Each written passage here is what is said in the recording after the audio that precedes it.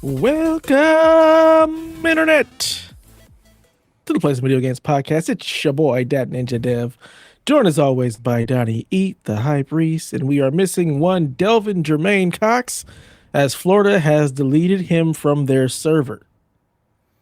So he no longer exists. That's wild. Delvin, I didn't even know until like 3 minutes ago. Dev told me. I had no idea. So that sucks, Delvin, dude. Yeah. He, Get a generator. I think he has one. Get your ass on the podcast. Yeah. He had some house issues where a water pipe burst and shorted out his electricity, and therefore Like all he of has it? been without power for Like the main or something? 3 days. Like I guess, all of it? yeah. How is that? Does he have to rewire his whole? Is it a $60,000 bill or something? Like I have no idea. All That's I know is crazy. that he sent us a picture of his Nespresso melted from the short, and I said, "Did you lose anything else?" He said, "I don't know. I'm unplugging everything now." So I didn't see that at all. Yeah. That's wild. yeah. Oh, So Delvin is elsewhere. am I? His life RNG is something special. That's yeah. It's been a long week for all of us. I know It's you only have Wednesday. been dealing with a lot. Yeah, it's crazy that it's Wednesday, but it feels like 2 weeks has happened in the last 3 days. That's true. Yeah. Yeah. You've got a lot going on. Delvin has no power for multiple days, and my job is just very busy. So I'm tired. Thank you, kiddo. Oh, you've got people bringing you drinks. That's always nice. Glass ice. It's Look, warm. you know, It's warm. every out little here. bit helps. My So- office is 81 degrees. That's Like, crazy. not my home office, but my office at work. I don't know what's wrong with our AC, but it's 80 degrees by the time I get there at 8. That sounds like remote work to me. F that nonsense. Yeah, no. Most of my work now consists of going to meetings, so Mm-hmm. yeah. Mm-hmm. Yeah, I'm also still doing my previous job since they froze that position. So Mm-hmm. I'm kind of working 3 jobs at this point. It's been interesting. So That's correct. it is what it is. So yeah, I'm tired, but Destiny released an expansion yesterday, so I at least got to dive back into the world of Destiny 2.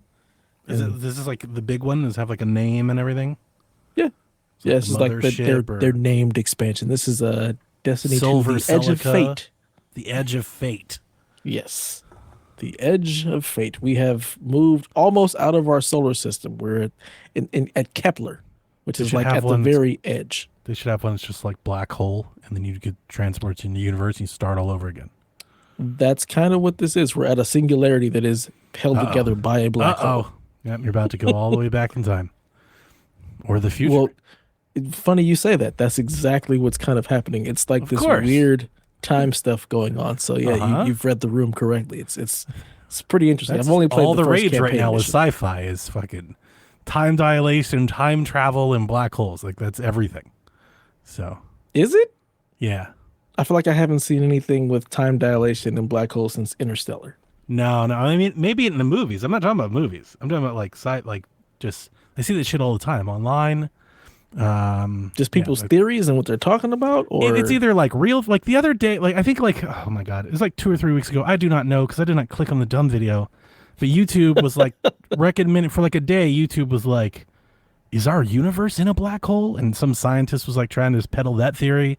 Like it's a whole thing. Like this is in the okay. news. Like when I look at Google News and stuff, like I see it from time to time. Like, yeah, it's kind of all the rage.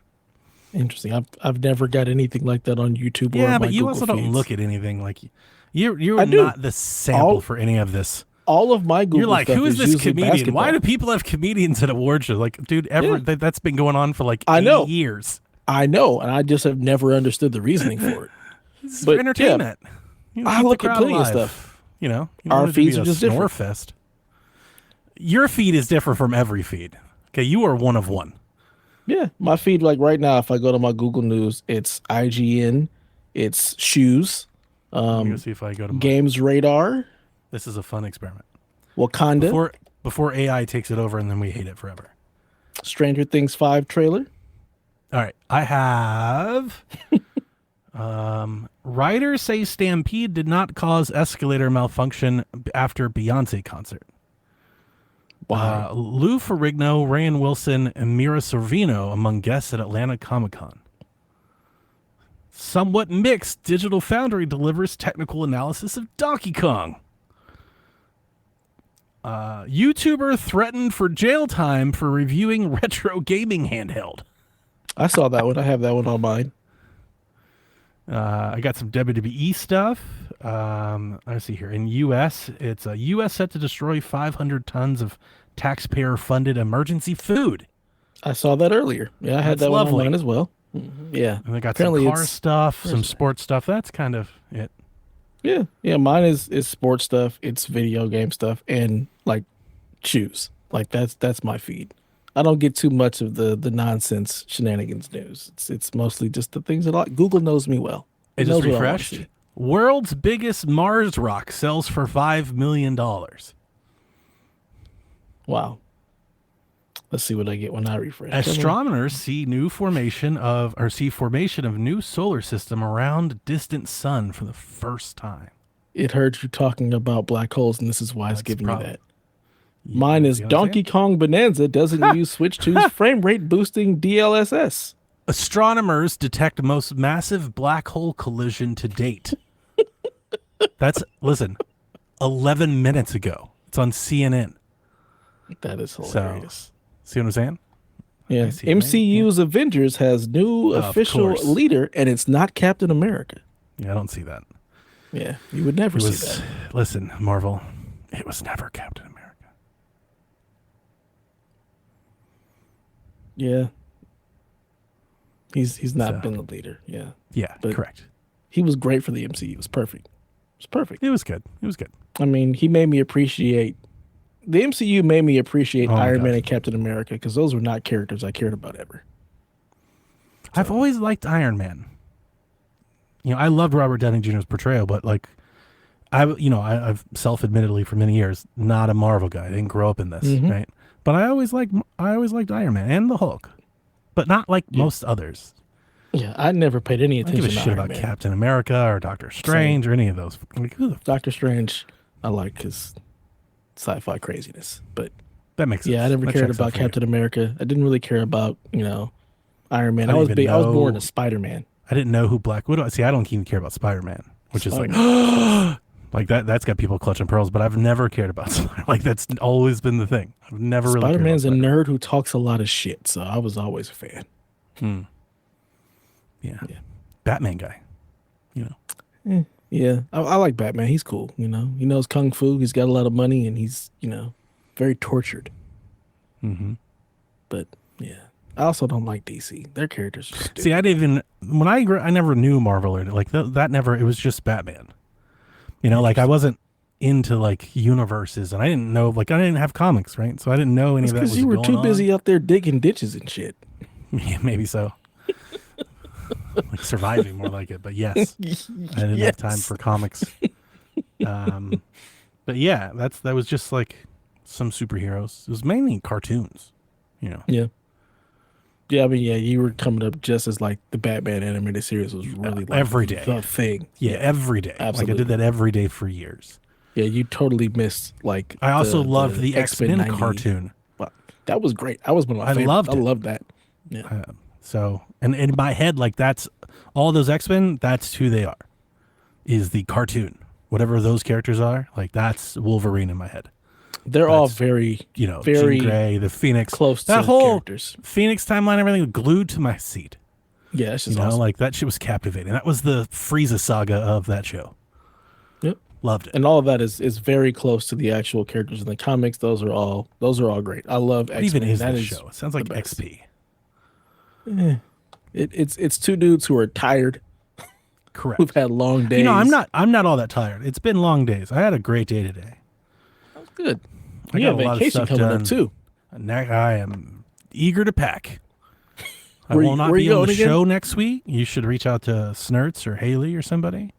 Nah. I'm going to Myrtle Beach. Nice. When I like nice. Myrtle Beach is a super touristy town, which is normally not my gig. But what I'm really excited about is, I told everyone the saga of my shitty vacation that we tried to do last time we went to the beach and the hurricane and everything. All right. So this time we scheduled this like 6 months ago. and every paycheck I have put back like $100. Like every paycheck, not just mine, hers too. Oh, So we got money to spend. So we're doing like all the things. So I'm very excited for that. You know, like that's something we've honestly, like, that's nothing we've never done that. mm-hmm. You know, just eat wherever we want. I wouldn't say the fanciest because I'm not a fancy place person anyway. But you know, like, like I've always been somewhat cheap and frugal. Yeah, no Especially holds barred on this one. vacationing We're just stuff. Yeah, letting this loose. one is. Don't even care about it. Don't even look at the price. Just See, yes. and this is why I do the all-inclusive, so I don't have to worry about it. All that money Yeah, spent, that's I can good. get whatever the hell I want. I spoke to one of the projects that I'm working on at work. I spoke to the girl that is like the customer for the project, and she is going on a cruise Tuesday, the same day I go to Myrtle Beach. And Nice. I was like, "Have you seen this carnival stuff on TikTok?" She's like, "Yes, I have." I was like, "You got to tell me, like, is this real or not?" Because I've been diving into that whole TikTok social media trend about carnival. If you've seen all that, I'm sure you have. No, No? I'm not. I don't have TikTok, bro. It's not just it's social media. I see it on Reddit, like it's everywhere. But there's a I haven't trend. seen anything. Definitely, I think it originated in TikTok. I don't even know if it's true or not. But there's a trend in carnival of black folks saying that carnival has changed the rules, like to deter them from coming. So like they've changed the rules for like the type of speakers and boomboxes you can have on deck, like how late people of a certain age can be on deck. So like nobody under 18 can, I think, be unaccompanied at like after 10, and like if you're 21 it's like at after 1, and just all kinds of stuff like that. I think they stopped the dance. Like apparently the club can't play rap music is one of the ones. Like it sounds racist, but also and there are videos of people like on the cruise and like it's super dead. And they're like, y'all, I can't believe they did this. But when you like Google it, you can't find anything official, you know, like any news, or like at least I couldn't when I did that one day 2 weeks ago. I have no idea what's happened since. Interesting. But it's one of those things. I see it on TikTok, and I've asked Melissa often when we scroll past it. I'm like, is this like this cannot be real? And you only see other videos of people, you know, wilding out. So it's a whole culture war thing. Yeah, I'd never take a carnival cruise to begin with. It kind of suck. Like food wise, it's not my thing. Like my mom worked for Princess Cruises for 20 something years. So I've always cruised on Princess. And if you notice, you don't ever really see Princess Cruises like commercials. They never advertise. It's always been like word of mouth. And of course that's not like the young hip cruise. It's way more laid back. It's older clientele, but yeah, they still have So that's clubs. like the culture war stuff. Like in the comments, I think this is like rage baiting is really what I think it is. Because in the comments, there's people who are like, finally peace and quiet. And then of course that makes people's on, and then the other, you know, like, so that's just what's going on. It's going around. Yeah. I'm going to continue doing my Princess Cruises and my Disney Cruises. They can have the Carnival and because they had like Caribbean. They were doing like line dances and the fan dance and stuff, and it was hot. I mean, it was lit. My worst nightmare, because like people are like, it looked like a concert. It's like shoulder to shoulder on a boat. I was like, God no, like that sounds awful. But it looked popping. That's when you just go Spring up. Beach. You go up on a deck and you just look down and watch. You don't need to get involved. You just watch. Yeah. Like it literally, for some of those videos, they literally shoulder to shoulder across the whole deck, the pool, like all across. People standing shoulder. It looks like a concert. Yeah, I was like, God. Yeah, I've seen that. I've seen that plenty of times because usually like the sail away cruise and all of that stuff. I've literally watched it on cruises. I don't ever participate in that shit. Like, I'm a watcher. I had that time in my hand. life where I would go into places like now. I actively avoid things like that. I'm like, Yes. Sounds miserable. No, thank you. Yeah. But vacation, I'm excited for you. I am excited. It should be a good time. Hopefully nothing just unwind fucking blows up here on the way there. You know, like it's bound to happen. You treat yourself and a hurricane comes along. You know, like it's bound to happen. only on your coast. We don't have those problems. That's true. Just don't worry earthquakes. About that. I'm okay with that. Wildfires taking out entire half of the state. You know, I'm never in those places. I've been very lucky. So nice. That Northridge quake though. It was pretty wild. Riley's holding down the chat tonight. Nobody's hanging out with us. But Riles. He's going on the British Isles cruise. That sounds lovely. Yeah, I'm sure that'll be very nice. Yeah. If and when I ever travel abroad, I'd like to kind of go to like Ireland, Scotland, UK, that kind of area. Yeah. I just want to go to Japan. That's the only place I really want to go. Yeah. You been playing any games? Not since Sunday. No, I was in my cocoon, living a great time, and then life was like, knock, knock. Big life decision. It's a good decision. Nobody worry. I was offered a new job this week, so I'm going kind of through that process of evaluation, which I won't be done this week. So, like, really, the whole point for me today is like, today was the day that I kind of alerted my office, because I don't want to be thinking like this on vacation. But Right. the last 3 days, I have felt like Doctor Strange, going through 1,000 different scenarios in my head and what my future might hold. Mm-hmm. Which is not something I actually intended on considering anytime soon. So I hate when that stuff happens. Yep. Like, but life's life, right? Like, opportunity doesn't knock when you want it to. So I gotta process that. So, like, once that happened, I haven't touched or thought about games. Honestly, our news might be reflective of that. I tried to pull some stuff right before the show started, but I actually don't think I've touched these notes since like Sunday. So, like, I've been kind of out. I don't think I've been in Discord like a whole lot. So, like, every now and again, I'll see like an article and I'll like do the share button and send it to Discord, but like, I don't know what's really going on. Yeah. So, yeah, you have definitely been MIA. I've noticed that. That's how you also missed that Delvin had no power. yeah, I missed all of that. Are there like photos? Yeah. Like, did he get hurt? No, he's fine. It's just the only photo Did he his picked. arcade machine blow up? I don't know. That's what I Did said. it take Did out you lose skee ball? anything else? Only thing he knows he lost is the Nespresso. He's out there skee balling in the candlelight. You know, he's got his phone, little Bluetooth speaker, and he's just throwing that ball in the candlelight. It's hilarious. You know, he could just go to his other house. That's the other thing. That's this man, is what the a luxury place. of life. My Yeah. other house. Basically, That's I'm like, wild. because when they have, I was like, what house? Your house or the other house? The other house. He's like, right. my house. I said, then go to the other one. Like, 100%. you can be here with us right now, Delvin. But no, Nah. you let life take you out. You got deleted. I beat Plucky Squire last week, and I talked about that on the show on Nintendo Shack. Mm-hmm. I loved it. Really. I think it's a great game, great indie game, you know. Very charming. It goes way out of its way with charm. I wish the polish, like, his Nintendo levels of charm to it. And a little, like, I wouldn't say like ingenuity, but like creativity. Like with some of their little set pieces and stuff for like, oh, this is kind of, it's got that Nintendo vibe. You know, like, so Astrobot touches that too. It's like, wait a minute, this does feel like that though. It gives you that, but it's not nearly as polished as most Nintendo things. So, like, you know, I think it does. It's not a perfect game. That's all I'm saying. I had a blast. I loved it, but you know, it's not incredible. If you're not interested, I wouldn't tell you to go out of your way to play it. But if you ever had an interest, I would tell you to do it because it's, you know, it's a little repetitive, but it's great. I'm playing.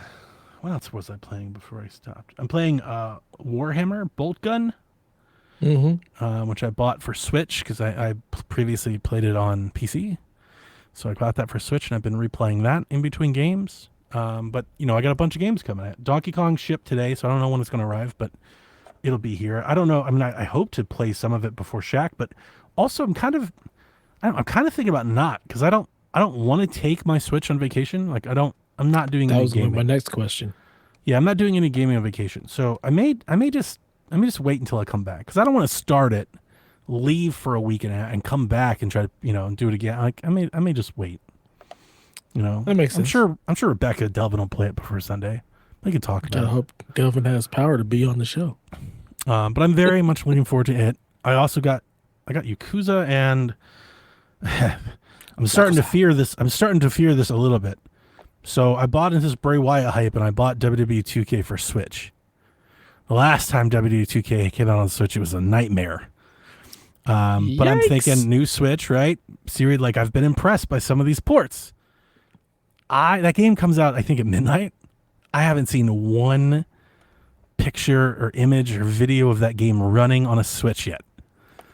Like, I saw the DK reviews go up today, which I honestly forgot like that would happen, and I haven't even read them yet. But that made me think. I was like, where are the WWE reviews? So there are none. For anything, for any systems at all? No. I mean, I'm specifically. I mean, I bought it on Switch 2, so I specifically am interested in how is the port on Switch 2. Jesus. I know it's fine on other consoles, but like, how is it for the console I just bought it on? And I haven't seen it. So now I'm worried. I'm worried tomorrow I'm going to press play on the damn thing and it's going to be trash. Like the last one. I'm like, man, they got me again.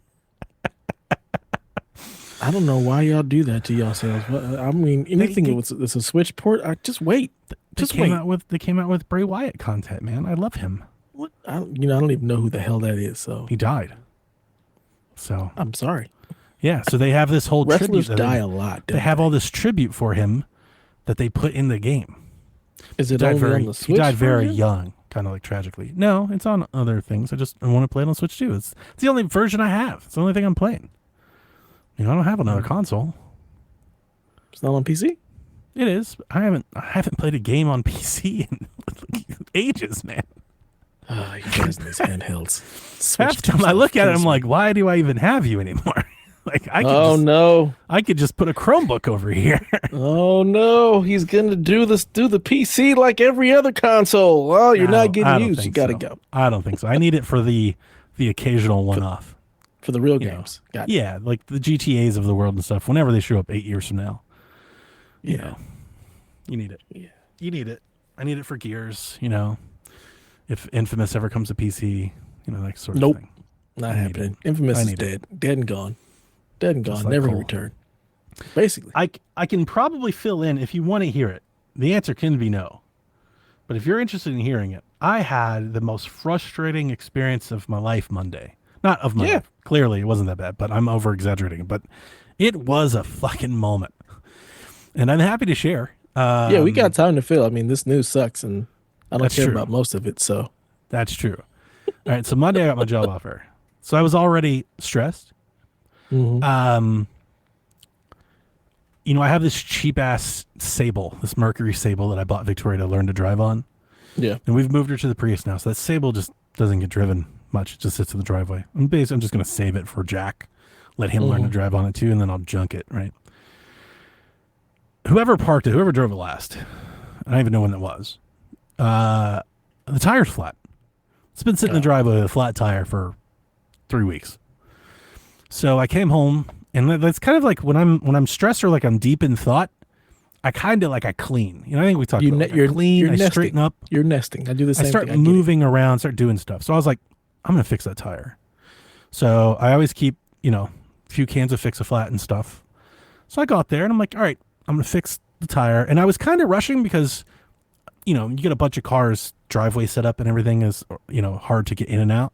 So nobody was here. So I was like, I can do this right now, get out of the driveway, drive it a little bit, get it back in before anybody else comes back. Let's just jump on it and do this. Let's knock this out.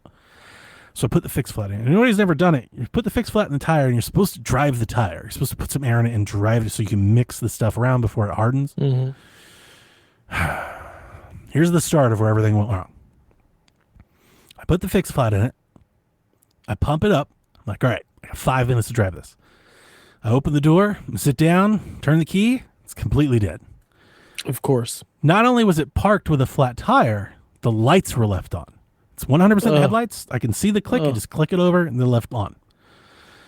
So go get my booster cable. All right, get my booster cable. I have like a jump pack. Go get my jump pack. Put it on. And I know it's one of the girls because the seat's pulled all the way forward. All the mirrors are down. It's definitely it's one of 2 people. Jump the car, get it going. I'm like, all right, get into this thing, turn the car turns on. It's dead empty on gas. Oh my God. And when I tell you it's dead empty, like below the E, I put $30 in it and it got it to half. I was like on fumes. I don't know what that means because $30 is like a quarter tank in California. So okay, well, I put like 10, 12 gallons in it and it was half. Oh my God, I wish I could spend $30 and get 12 gallons. My God. It was shocking. Like I honestly, having driven, having put gas in it, I was actually amazed that I made it across the street to get gas. I was like, God, this thing is it's bone dry. Like there's barely anything in it. Like I guarantee you I would not have made it 2 more miles. That's how dry it was. Wow. So I got a car that's parked with a flat tire The headlights left on, dead battery, and no gas. So I'm cussing. I'm like, God damn it. As you should be. Damn it. Like, I'm cussing myself. I'm not making a scene or anything. I'm just, darn it. All right.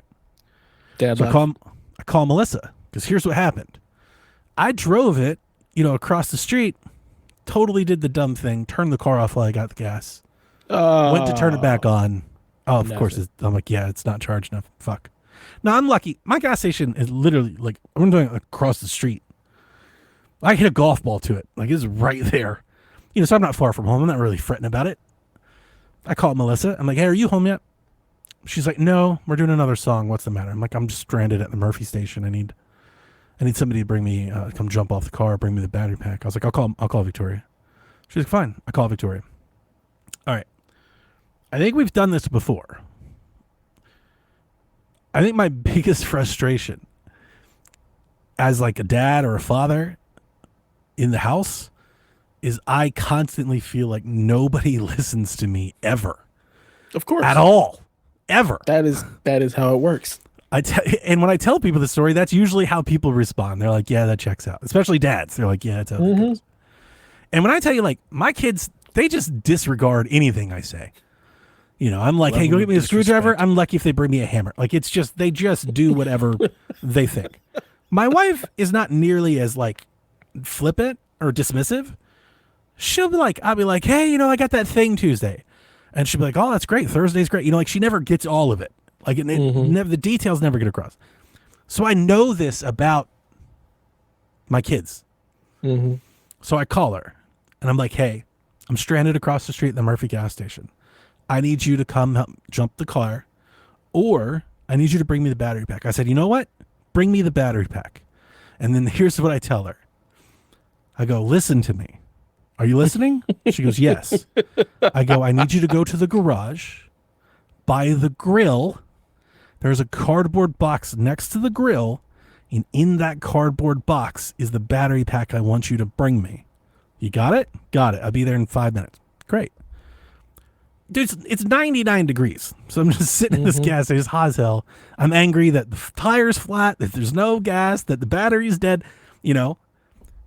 She shows up with a different battery pack. Of course. I'm just I've learned that I don't tell you what to do. Let's get on a FaceTime call real quick. Let's get on a Google Meet. I'm gonna walk you over there. Put your hands on this. So I'm like, what the hell? And she's like, I didn't know what to grab, so Jack helped me. We went down in the basement. I was like, why didn't you listen to anything I had to say? Now, or call me back and say, is this the 100%, 100%. I even said that. I was like, you could have just asked. So I would just want to be clear. I wasn't cussing or screaming at her. I'm just like, my nerves are shot. So I'm like, oh my freaking God, Victoria. And she looks me straight in the face and she goes, you're being a jerk. And I was like, I'm being a jerk. You're the one that just showed up with something we can't even use. Like, you didn't. I was like, would you just listen to, like, I gave you exact instructions. Cardboard box. She didn't follow one. She didn't get one of the steps. She went to the wrong room, looked in the wrong place, grabbed the wrong thing. Garage, cardboard box, nope. By the grill. Nope. Went to the basement to my charging station and found, Dev, this battery pack was still in its box. It's never been opened. She brought me a box that's never been opened thinking I could jump the car off. Oh, man. So I was living. And like, Jack didn't have any sense to be like, that's never been out the box. Nope. It's not gonna, I was just stressed and I'm living and I'm just like, and I wasn't like yelling at her. I'm not, everything was fine. I don't want anybody to take the wrong idea. But I was just like, why didn't you listen to me? Like, why do you just never, would you just listen to me? And then here's the topping, the cherry on top. I go, fine. I said, do you have jumper cables? She goes, yeah. I said, go bring the car over with the jumper. We'll jump it off. Oh, God. She went and brought me her battery booster pack that is in the box and has yet to been opened. And I was like, you didn't even listen to me right now. Bring the car with the jumper cables. How did you? What? drive your car across the street with your jumper cables. I'm like, I'm yelling at you because you won't listen to me. I just gave you one command right in front of you and you didn't even listen to it. Was Jack with her? No. Okay. Because I want to blame him too. Like you heard what he told her and you didn't help eat. Like, this is why everybody understands the Thanos, fine, I'll do it myself. 100%. Yeah. I literally was like, I'll just walk. I'll walk back to the house, get the battery back, walk back. That would have been more efficient than this exercise I just tried to do. And at that moment, my wife pulled up. Oh my God. And then I had to recount everything. So Victoria went back. I was like, hey, this is what I told her. I was like, hey, if you're mad, if I upset you and you're mad about that, I said, I'm sorry. I said, I'm sorry that it upset you. I said, but I am not upset about anything that just happened. I was like, I don't know how many more times to ask you. I gave you exactly what I wanted you to do. Like, you didn't get one. You're 0 for 5. I was like, the big 0. You didn't do one thing, you know? It's like they hear us talking and it's womp, womp, womp, womp, womp, 100%. 100%. and they just do whatever they want to instead. Yeah, dude, Monday was a day. What a day. Wow. Yeah. Wow. Yeah, but Delvin was like, I'm having a bad day. I was like, pfft. I was like, I'm about to punch through a wall or something. Like I don't know what to do. Yeah. Delvin was sitting there with no power, so he's definitely worse off than me. I'm definitely not going to compare that misery. It wasn't that funny, bad. I could have just left the car there for all I cared about. Like, who cares? Shitty car. Yeah. You know, like, it's not the end of the world. I had to have my battery replaced this weekend as well. Don't know what happened. Car was working fine. I go out on, I think, Saturday. I was going to go get something. I go to turn my car and just nothing. Yeah, like, I'll do it. What happened here? The crazy part, no, I didn't leave anything on. I think the battery was just bad. Just shot. Yeah. Yeah. Because I went to turn everything, like I'm getting, the radio comes on, the lights come on, everything is working as is. I'm like, okay, I'm like, please don't be like the alternator or something, or the starter. Yeah. I'm like, it can't be the starter because I replaced that like 2 years ago. So this starter shouldn't have any issues. But yeah, the battery was just bad. Like it wasn't just low. It was like bad. So luckily I was within the 3-year warranty period for the battery. So I just took it to AutoZone and they replaced it under the warranty. But of course it was just the one AutoZone guy and some chick there that was underage. So he couldn't replace the battery. So I'm Change like, it. Just give me the tools and I'll do it myself. Yeah, you had to go do it yourself. Yeah. But yeah, that's one of those things where it's like, yeah, I just gotta do it myself. And I was like, I can't afford to have to fix a car. Please just be the battery. So yeah, I called my wife. I said, babe, can you go ahead and charge my little jump box? Luckily, she got the right thing and she charged it. So I was able to jump my car to get it to AutoZone to replace the battery. So when the Sable loses battery, when you swap the battery or it goes out, I have to recalibrate the air conditioning blend door. What the hell is that? The blend door it's like a door that sits over like the vent and it does like this and it blends like heat versus cold. It's how when you change that knob, that's how that works. When you disconnect the battery in this old ass Taurus or Sable, that just neutrals and you have to put in like a secret fucking dash code to make it recalibrate before the air conditioning will work. Wow. So yeah, what I thought was, I'm gonna get some Fix-A-Flat in this tire and drive it for 15 minutes, put it back. It was hours. It was a 3.5 hour ordeal. It's just like, oh my God. You left the lights on, you had the car on empty, and you left it with a flat tire. Like, my wife had the audacity. I woke up, we wake up the next morning, I'm going to leave. She does it all the time, most annoying thing. She gets right in my way and just plants. She knows like I'm about to leave or about to go, and she's just gonna like get in the way. And she always like tries to make me like grin, which I love, but it's super annoying when you don't want to have it, right? And she's like, "You feel better today?" I was like, "How the audacity? How fucking dare you?"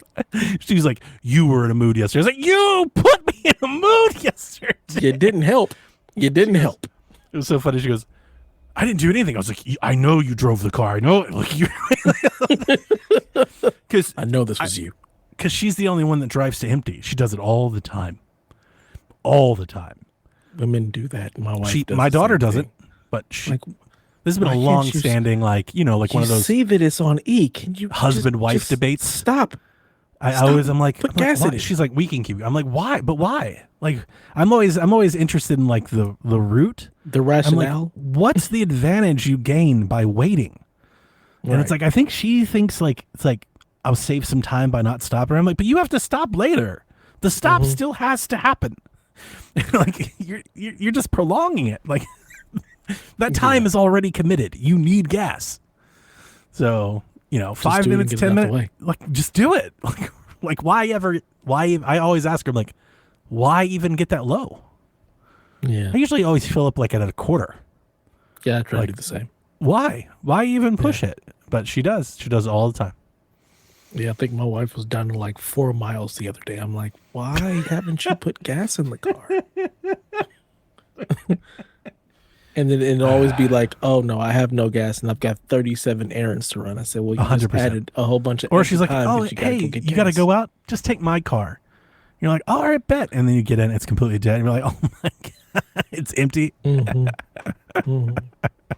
When I notice that her car is low, sometimes I will just go put gas in it just to save myself the frustration and just help her. I was driving her around. We were dilly-dallying. It's her new favorite hobby. So I saw her car was low, so I just swung in and put some gas in it. Yeah. Luckily, your gas station's right across the street. 100%. That's lovely. I have to go like a couple miles to Costco because it's the only place where gas is remotely affordable. Every gas station, $5. Yeah, you're out there. Costco, like $3.79. Dude, George is in a panic if gas hits $5. Like World War IV is about to happen. Yeah. Like free, like people are like, what? Like it's almost like full blown mutiny at that point. I mean, it's all I know at this point. It's so ridiculous. Like it's just so frustrating. It makes me sad because I'm like, I remember when gas was $1.19, and $5 on your tank was good enough. That's all you needed. What an old ass podcast this is tonight. Just yeah. This is old man shit right here. 1000%.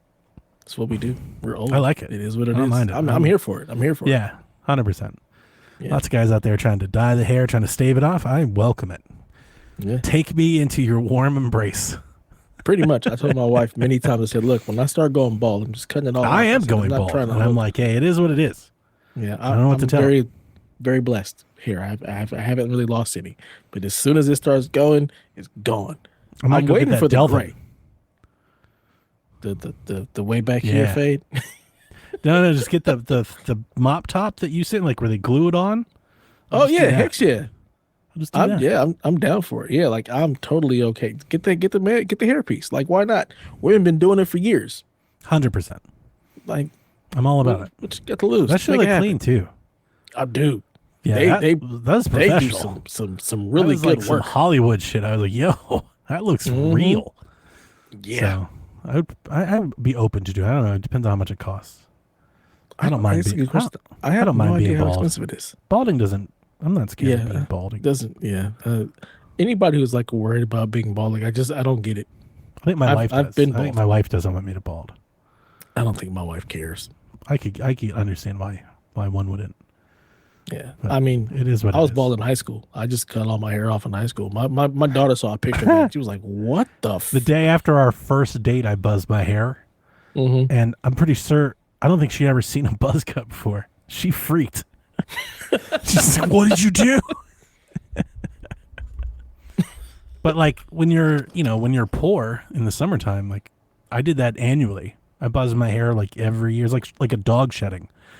Like it's like, let's get this done, especially before football camp. Absolutely buzz the head. Every time. 100%. Yeah, very easy. Just can't be cut it all off. Call it day. With the mop and well, no. My senior year, I had all the hair. That's how I got my wife. She saw me with the hair getting off the bus one day. I think mine too. That was it. She was like, "Oh, who is that?" Well, that's Tyus. Devin Tyus. That's Devin. Oh my, yeah. So. Had a tan, had just the curly hair, like just the curly little afro. See, yeah, my wife loves the curls too. That's why she freaked. Yeah. But it is what it is. As soon as I go bald, let's go. I'm waiting for the grays. I want the gray to come in. Like, let's go. Let me get that wisdom. But it's taking its sweet time. But One day. One day. All right. I think we've been old long enough. Let's let's go ahead and get into this news. Some video games. Yeah, let's do it. Talk about some video games. Possibly. So I put Dev's Yotei corner. That came out last week, right? We didn't talk about it. Yeah, we didn't talk about it. Yeah, so we do you want to share any of that? I didn't look at it. Sure.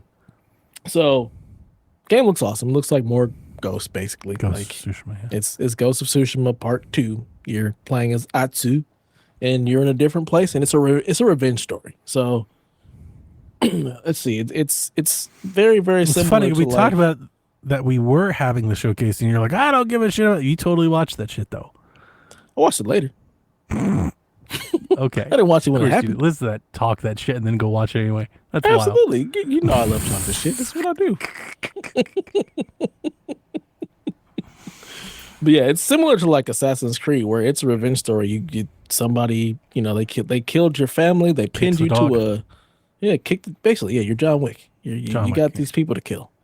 So it's not like you're not dealing with like Jin and his honor and all of that nonsense. No, you're just a murder machine, and you can feel free to murder however you feel. In fact, you've got way more weapons to do your murdering with.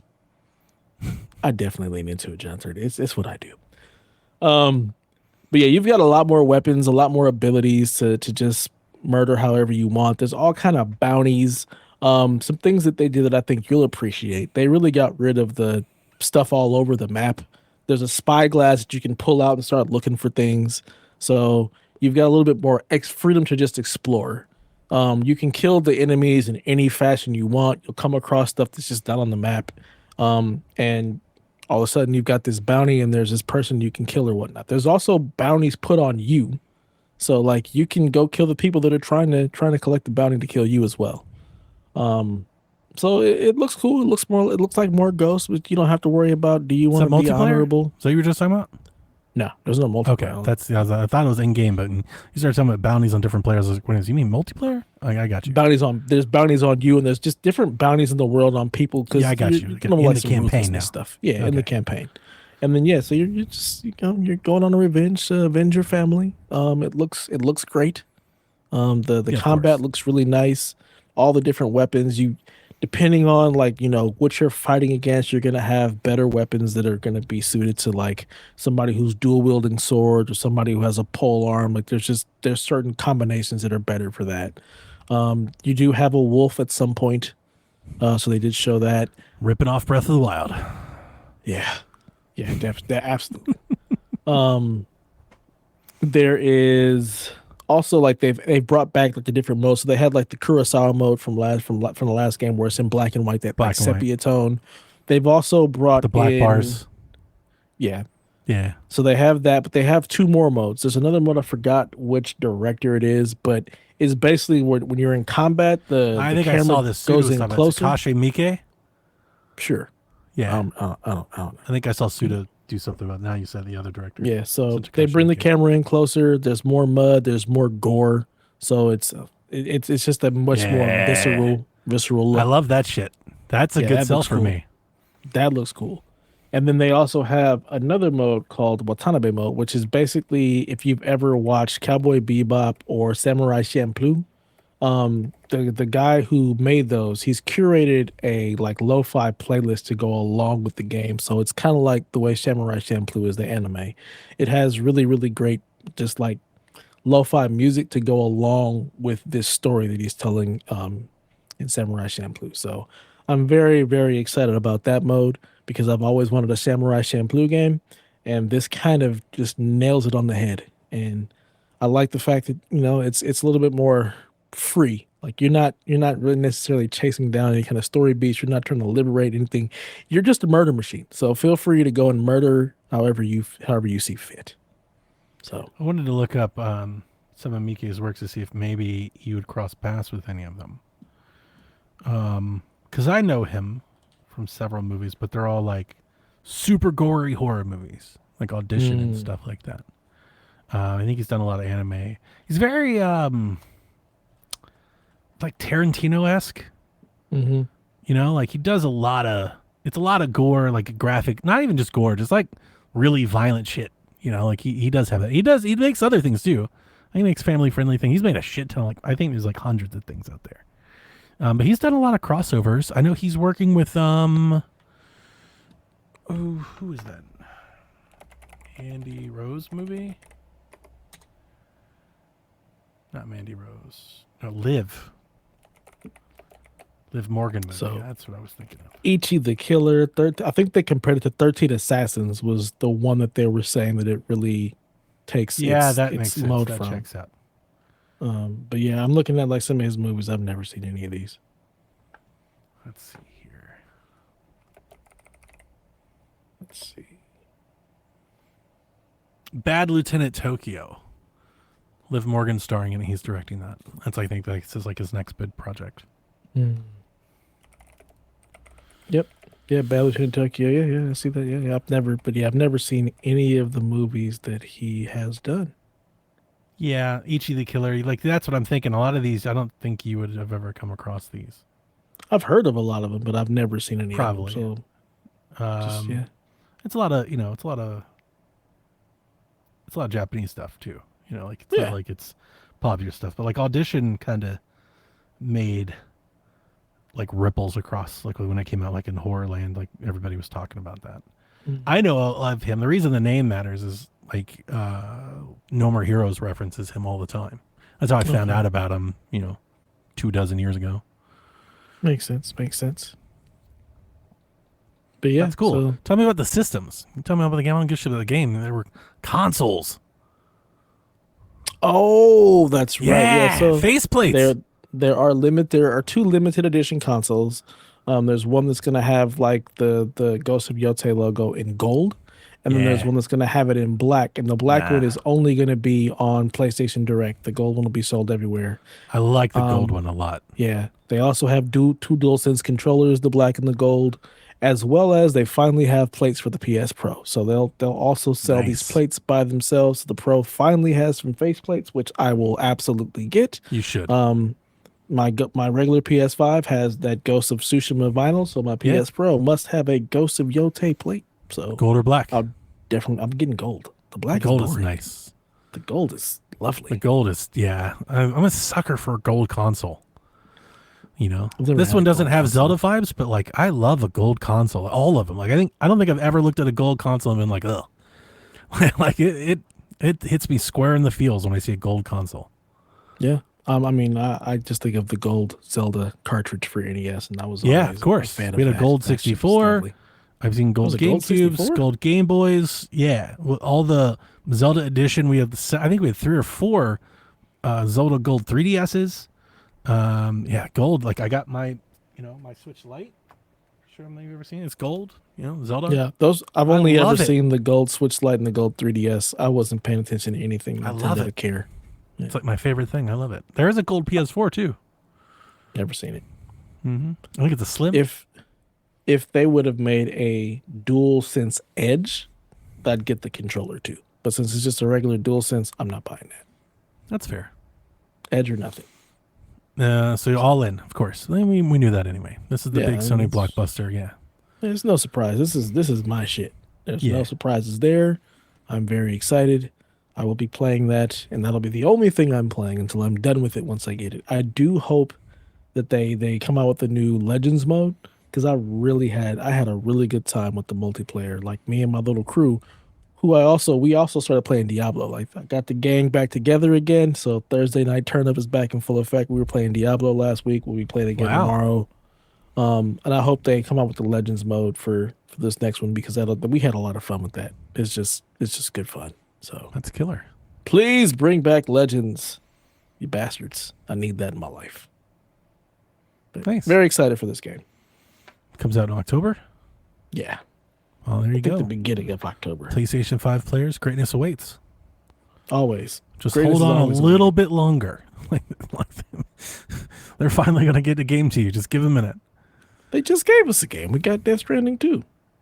Yeah, I guess you're right. Yeah, that's fair. I forgot all about that game. I mean, yeah, 100%. Like you're like Death Stranding. I'm like, that did just come out, didn't it? And people seem to like it. Yeah, it's gotten great reviews, and I've not heard a bad thing People about like it a lot. Yeah. All right. The next news story we have I don't know, called a leak. We had an ad go up that seemingly hinted at what the price of these new Xbox ROG Allies are going to be. Speaking of this, I heard I saw a clip this weekend.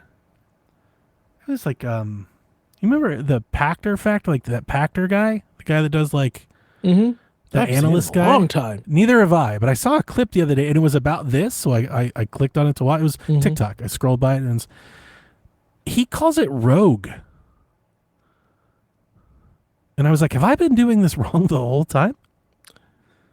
Or is he just wrong? It's not me. I'm going to say he's. I don't care if he's right. He's wrong. I've never heard anybody say Rogue. anyone refer to the Asus ROG line as Rogue. Me either. But I listened to this TikTok for like 40 seconds. He said it like 10 times. I was stunned. I was like, well, is this the what reality it's supposed to be called? Is it the ROG Ally Xbox? No, and he's never really been like, he don't know what the hell games. No, he's not. Like. He's not very good. No, so he's off. wrong all the time. All the time. Yeah. I think he said there's going to be like 200 million Game Pass subscribers or some shit. He's way off. What? Yeah, he did. Like, he thought it was going to take over the world. He was like, this is Netflix. Not even a little bit. No, it's a huge swing and a miss. But yeah, blew my mind. He kept doing Rogue, the Rogue Xbox, the Xbox ROG Ally. I was like, Rogue? No.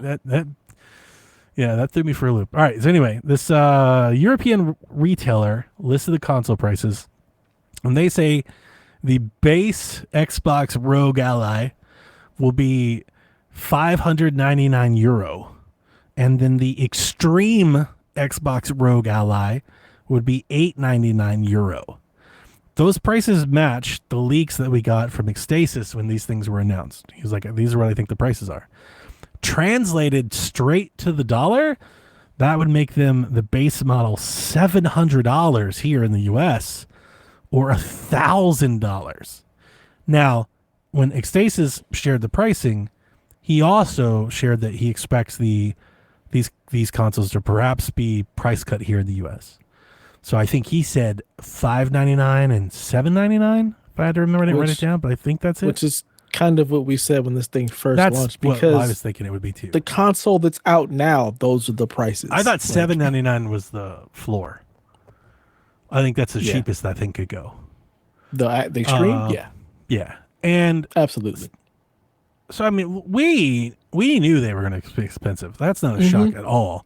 I think people that were perhaps finding out about this because they're Xbox fans the first time. I saw some sticker price. So I saw some sticker shock. Like, people were like, absolutely not. It's like we tell you guys this stuff all the time. They don't listen to us. These are just people I see, like the gaming media. I'm talking about like D-Life in Rude Days. Like, no. I'm talking about like y'all. I'm seeing like, I have a gaming feed on Blue Sky that I add, certain reporters and stuff. I saw several of them being like, that's way too much. I'm like, here's the crazy thing is like, that's exactly, I think, what the price of the ROG Ally is now.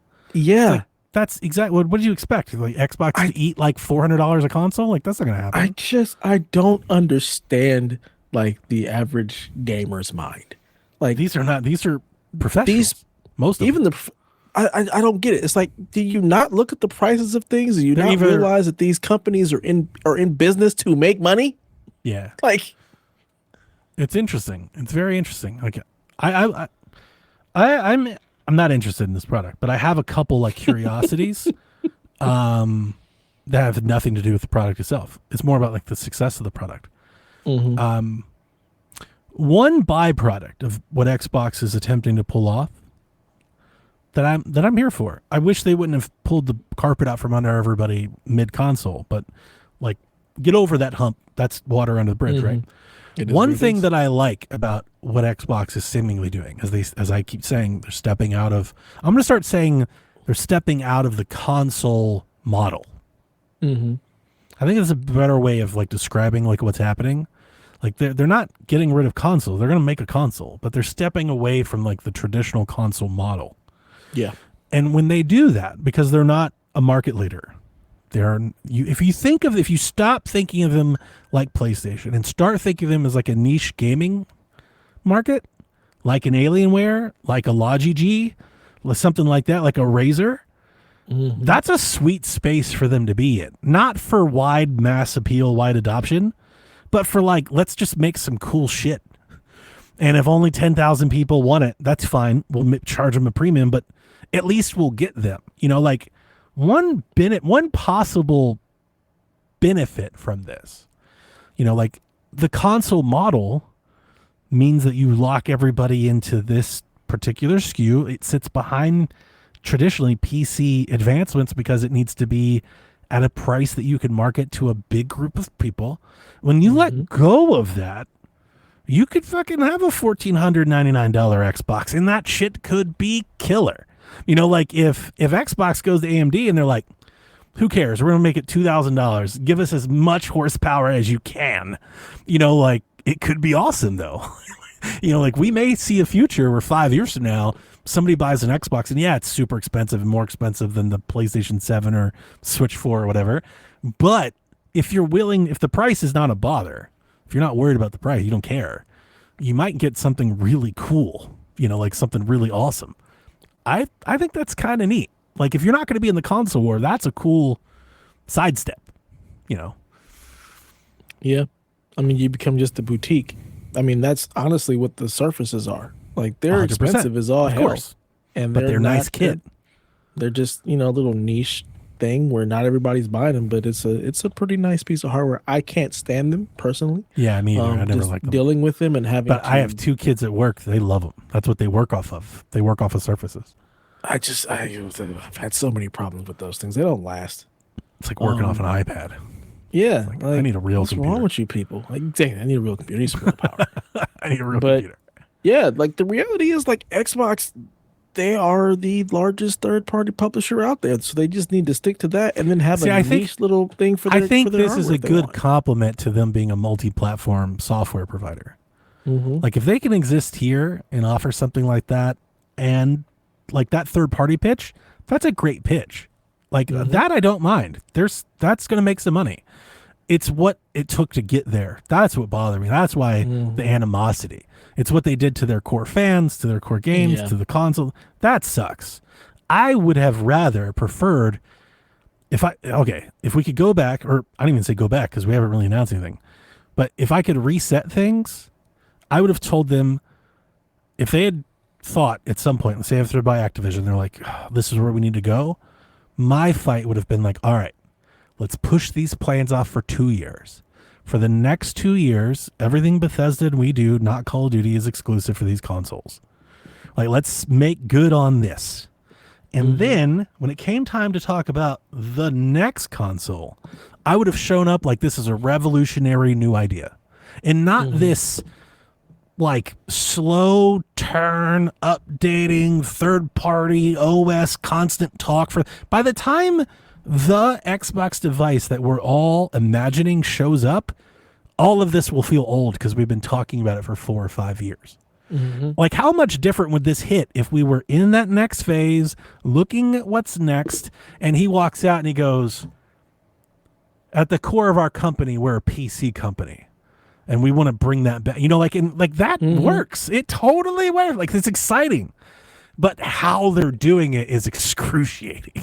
Yeah, if they would have done that, they could have actually gotten like the Xbox crowd to possibly pivot in the PC and then move into it. But now the way you've done it is like the 4 games, you've and abandoned the your other people. games. Yeah, like it's just that's all yes, bad. You've dug yourself into a trench, and now you're trying to make a pivot into something else. It's that just might gonna be the alienate best more way. people. The most succinct way we've ever talked about this whole thing in the last 2 years. Because that's it. That's my issue with what they're doing. Where they're going, like where that is, no issues with that at all. I just think we could have done this so much better, so much more enthusiastically.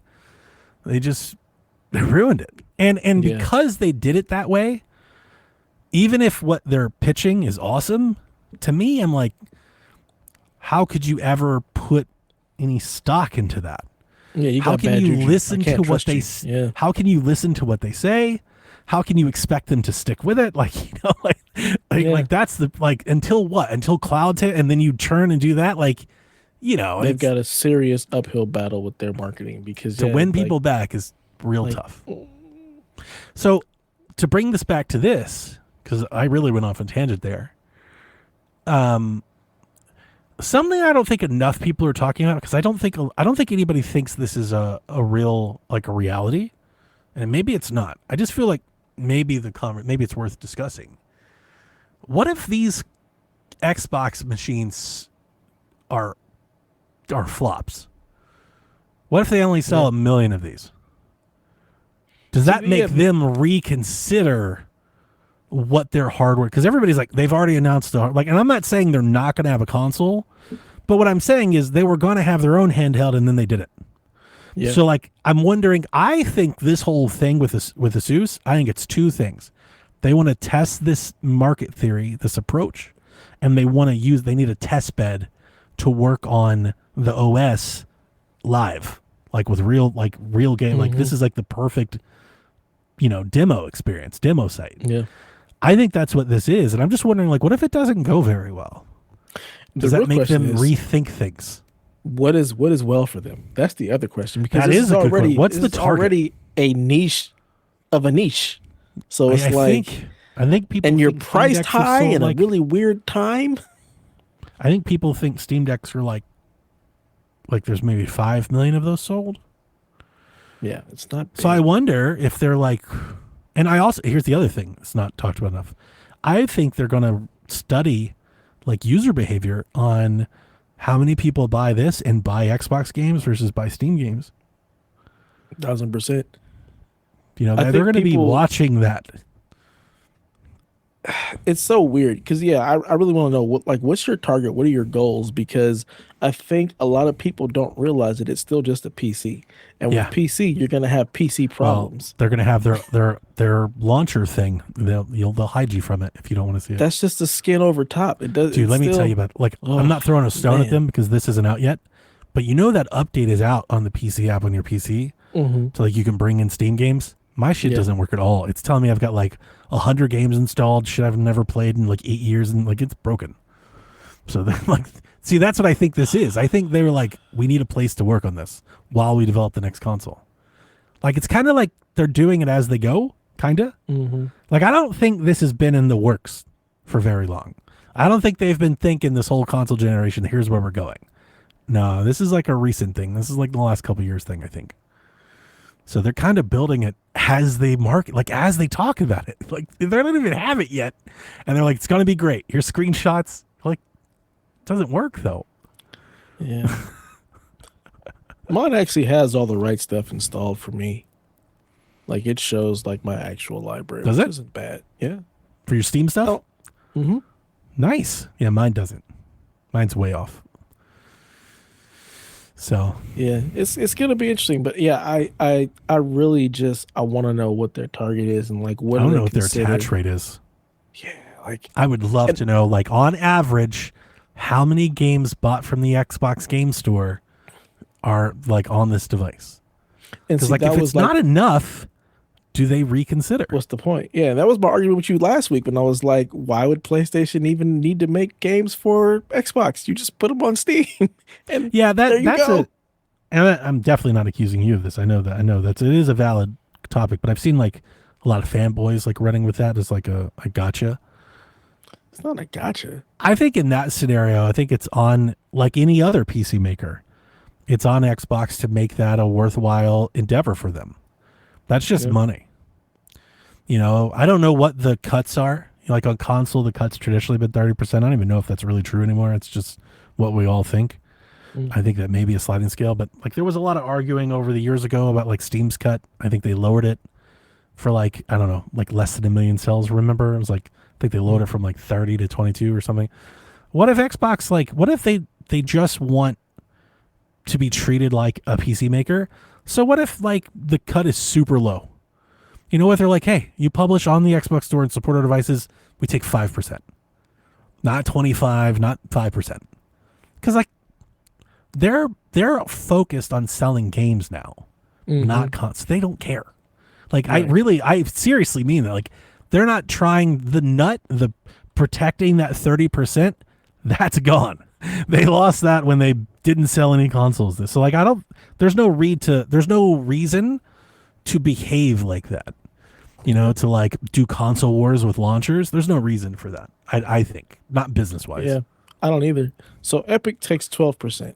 And So there you go. What if you just match Epic? yeah, Well, and if you here's the put this question. here, 12%. Is it worth it? Yeah, I think so. Because here's the other part. It's on Xbox to push their device install base. So that's every device, right? It's on But again- Nintendo to make enough switches out there to make it worth third parties. So the question is like, does it make sense to, because the Xbox store on PC still just the PC version. It's just the Same with, Windows like the Epic. store. It's just the Windows just the store. Yeah, It's so it's no different literally than putting it on Steam. It's a CSS wrapper on top of the Windows store. And that's still if not anybody an doesn't know Xbox that, version. if you go to the Xbox app and you install a game, open up your Windows store, and you will see that application installing. Mm-hmm. And if you ever have to update your Xbox app, you ever open it and it gives you the update prompt, it's updating the Windows store, not the Xbox client. Yep. Like it's not really a client; it's like a front end. It's a Mm-hmm. front end viewer of the Microsoft store. It's a filtered look of the I'm Windows giving store. you guys all the behind the scenes how shit actually works. I mean, that's how it works. So I've said for a long time that they need to. I would like to see them detach from that, but I haven't looked really into this for a while, but I think there is like a API conversion PC version to Windows Store thing. I think that's a part of their dev kit. Mm-hmm. Like it's not that hard. It's not like a whole, like people say like it's a whole different, it's not a whole different version. It's like you've got to make like some accounting for like some Windows services. That's it. It's not a big deal. It's basically the same version of the game. Yeah. So It'll be interesting to see how this thing does. And it's supposed to come out this year, right? Like sometime this fall? Yeah, it comes out this fall. I think it'll be announced at Gamescom. Man, I really want to know. It might be at Gamescom price-wise. for like people to play it. Yeah, it should be. I mean, Yeah. it's a PC. 100%. I wonder how well it'll sell just based on our current like political financial climate. Is this a great time to be I really launching wanna- this niche product at a price that could be these very, very out prices of were- reach for people? These prices, if everything's to be believed, are somewhat set in stone for some time now. I wonder what the tariff impact on those, That's the other part. because that's new. Oh God.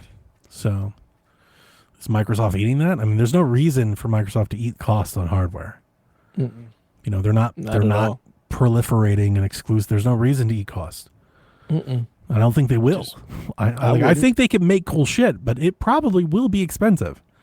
Mhm. Unless they just want to be good guy Microsoft, and heaven knows they ain't doing that. Yeah, I They don't fired like 20,000 people. I don't think there's ever been such a thing as good guy companies, to be perfectly honest. Like, 100%. they're really That's not. true. They're Yeah. here to make money, and Yeah, they're not going we to. have to start realizing that. Don't See, expect that's them the to thing. eat the cost or do anything. That's what I nice mean for when the you consumer. detach from the console model. I think people are applying old rules to new territory. That stuff Mm-hmm. doesn't apply. That's not how this is going to work. They're gonna if they are instead of they're like when you make a console, you're like, I need a configuration of parts that I can make at a certain price and then sell that for years and earn that return on the back end as these parts get cheaper, right? So I'll eat it on the front end, I'll make up on the back end, but for that scenario to work, you have to sell in volume Mhm. for that math to work, because then it's not worth the manufacturer to make that many Correct. at that margin, right? So that's how that goes. That's how this model, that is the console, the traditional console model. That's not what Xbox is doing. They're putting this This shit ain't everywhere that. and on. So what they're doing is more of the boutique premium device model. Those aren't cheap. Those mean, are the $8.99. reality That's is- what these are. That's what Republic of Gamers is. It's their That's it. high-end That's gamer it. boutique brand. Yep. So Yep. we need to realize that when you're putting out a ROG Xbox, you're putting out a Republic of Gamers Xbox, it's the boutique version. It is not the low-end entry-level anything. Like the Republic of Gamers stuff, they got motherboards that are like $600. Right. Okay? Right. Republic So of if you think Gamers of them stuff like is that, not cheap. it could be really cool stuff, but it's probably going to be expensive. So Absolutely. Game Pass got an update. So High on Life is out on Game Pass now. RoboCop Rogue City is out tomorrow. So is My Friendly Neighborhood. Back to the Dawn comes out the 18th, be Friday. Abiotic Factor, the 22nd. Wheel World, the 20th. I don't know any of these fucking games, Dev. What the hell is What Wheel? are these? Abiotic Factor?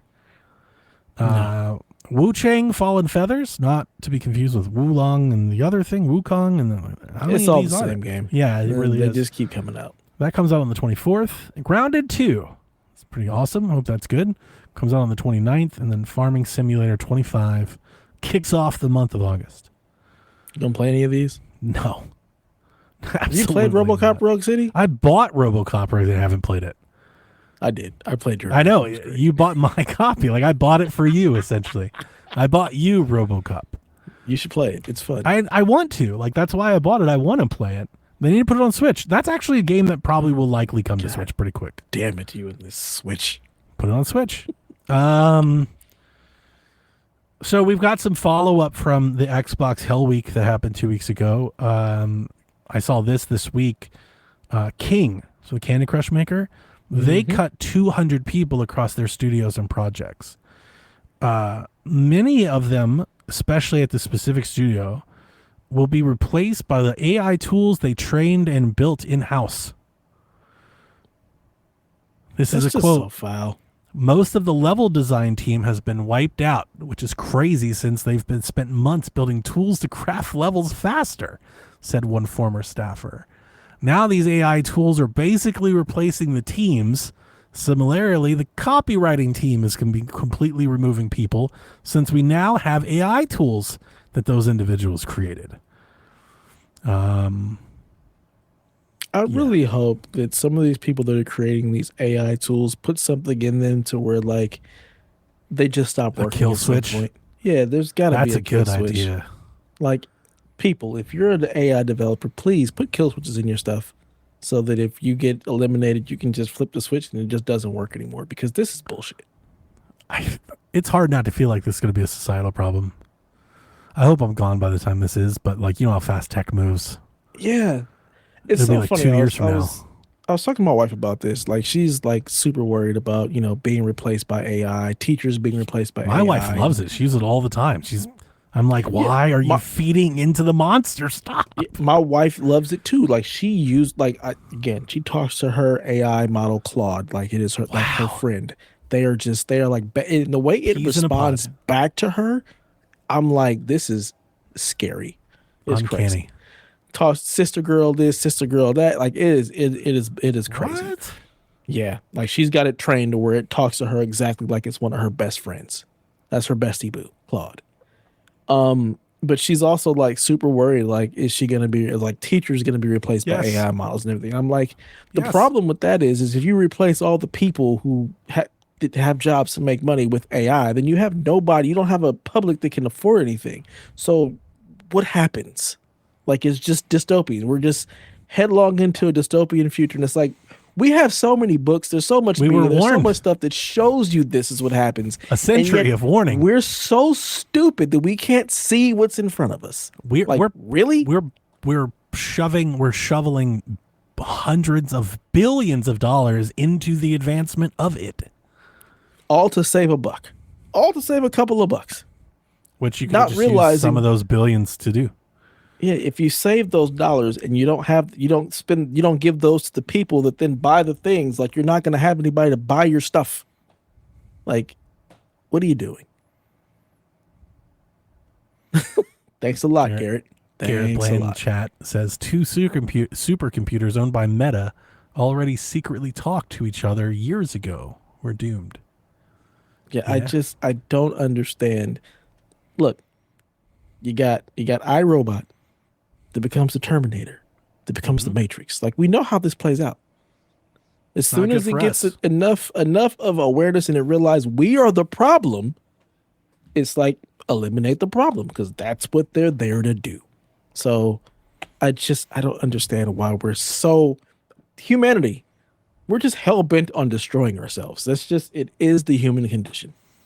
In the advancement.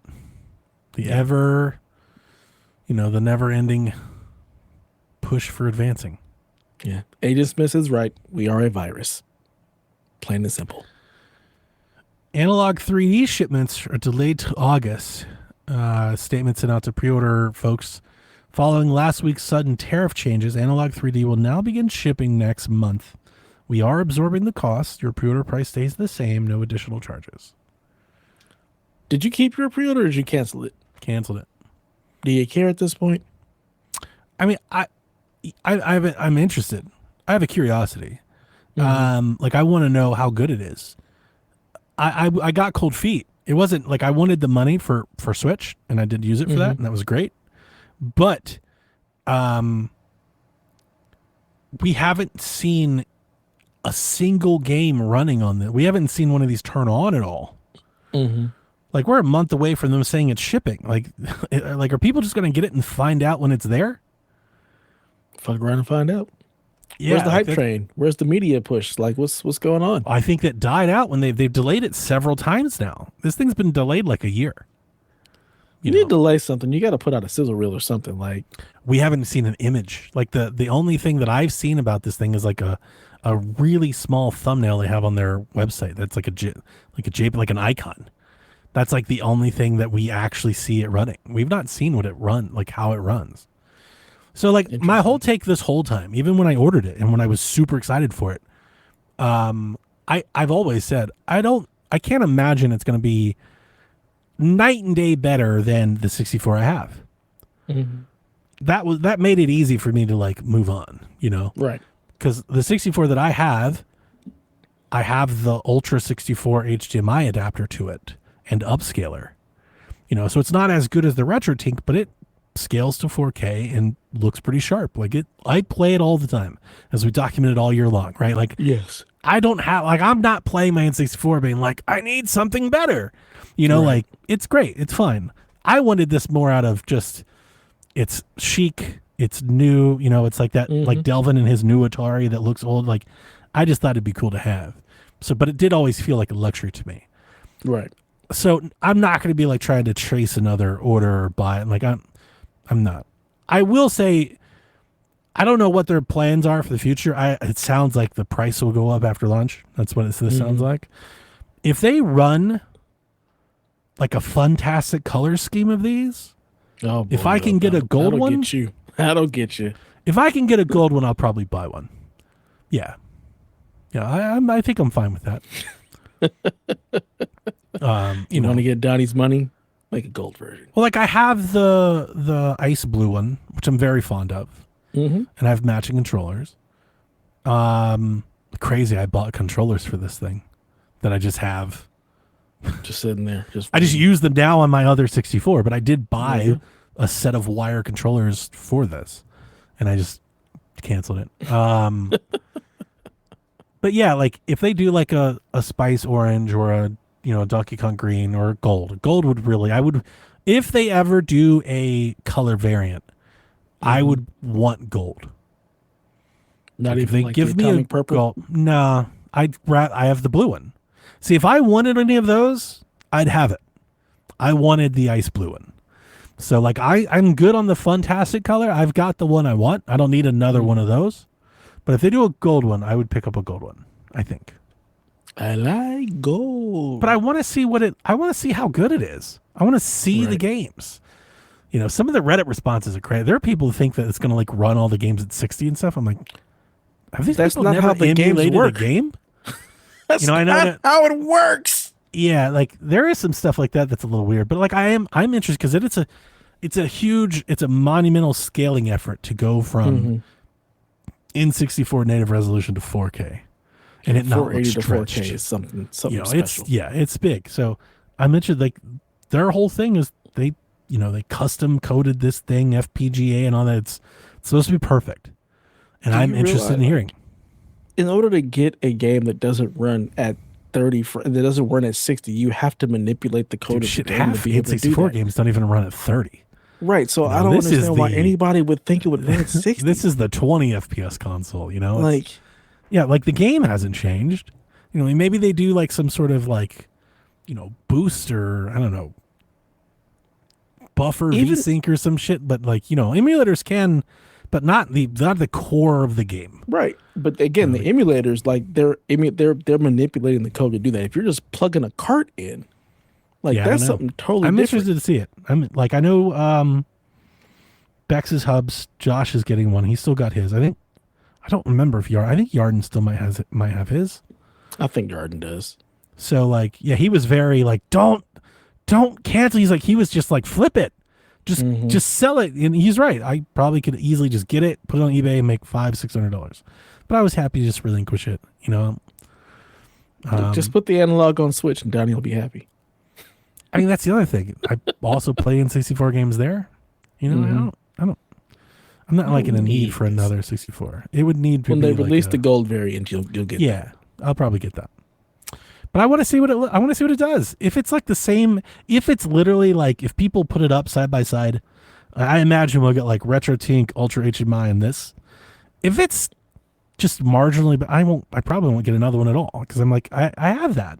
Right. Like I don't need another one of those. Like I can buy a gold 64 now. I don't need that in gold.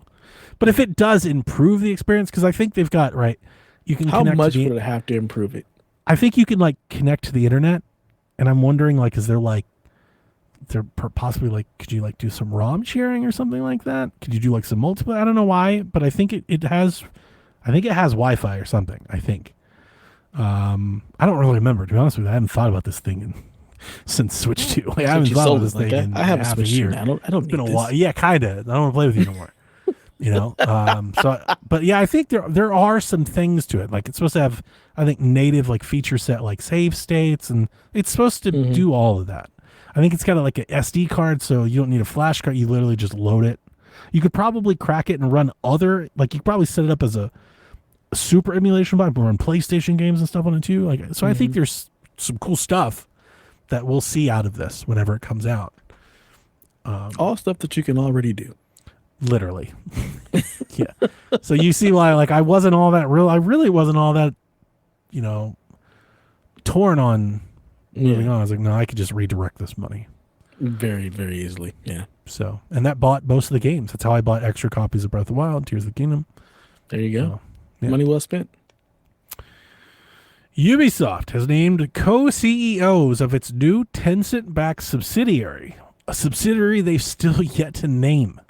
It's a nameless Ubisoft subsidiary right now that will be ran by Yves Guillemot's son, Charlie. And then this subsidiary will oversee Assassin's Creed, Far Cry, and Rainbow Six. Now, there are co-CEOs. I didn't write the other guy's name down as I just now noticed. The other guy is like a 30-year Ubisoft vet, I think, from Montreal. Okay. So it's both of them running it together. Charlie, in the face of this announcement, has come into some nepotism criticism, right? Because it's literally his son. It is a family-owned business. Right. So, but there is some nepotism stuff. So he addressed that. He talked several paragraphs of response, but I just took the first one. And he said, I'd like to address this question directly when asked about if this is a, nepotism hire.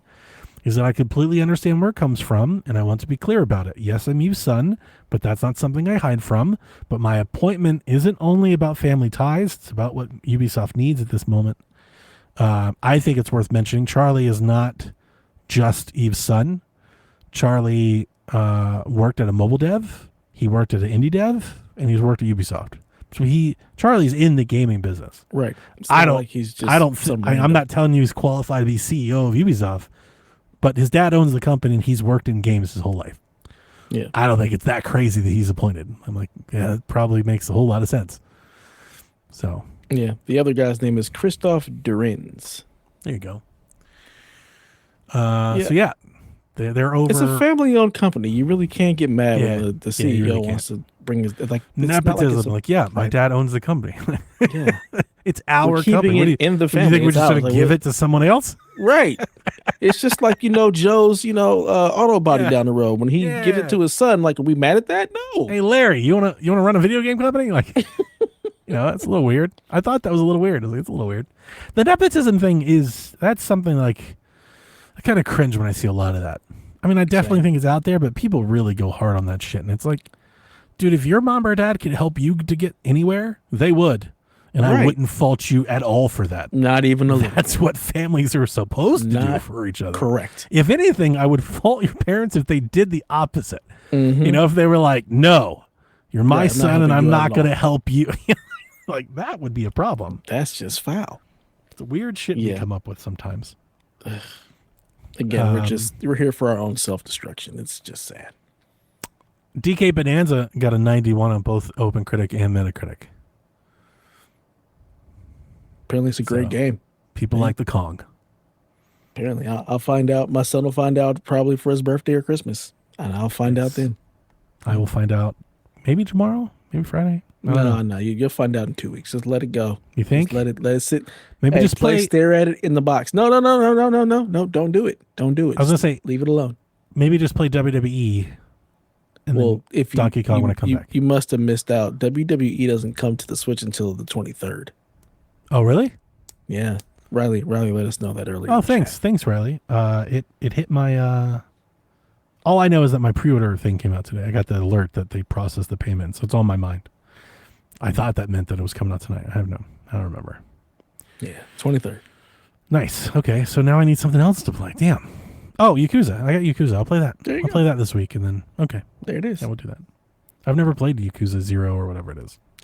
The only Yakuza game I ever played was the one Elaine told me to play when it came on Game Pass.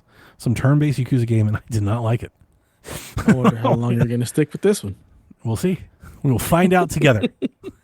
Tune in next week on Dragon Ball Live. Apparently, I saw this on Reddit right before we started, so I hadn't even looked this up. But apparently, there are layoffs at Virtuos after their Oblivion remaster. That sucks. Yeah, and the title of the Reddit thread said "mass layoffs" of some report from somebody. I don't know what mass layoffs at Virtuos looks like, but just another flag in that layoff trend. According to AI, it's 300 developers, or 7% of their global workforce.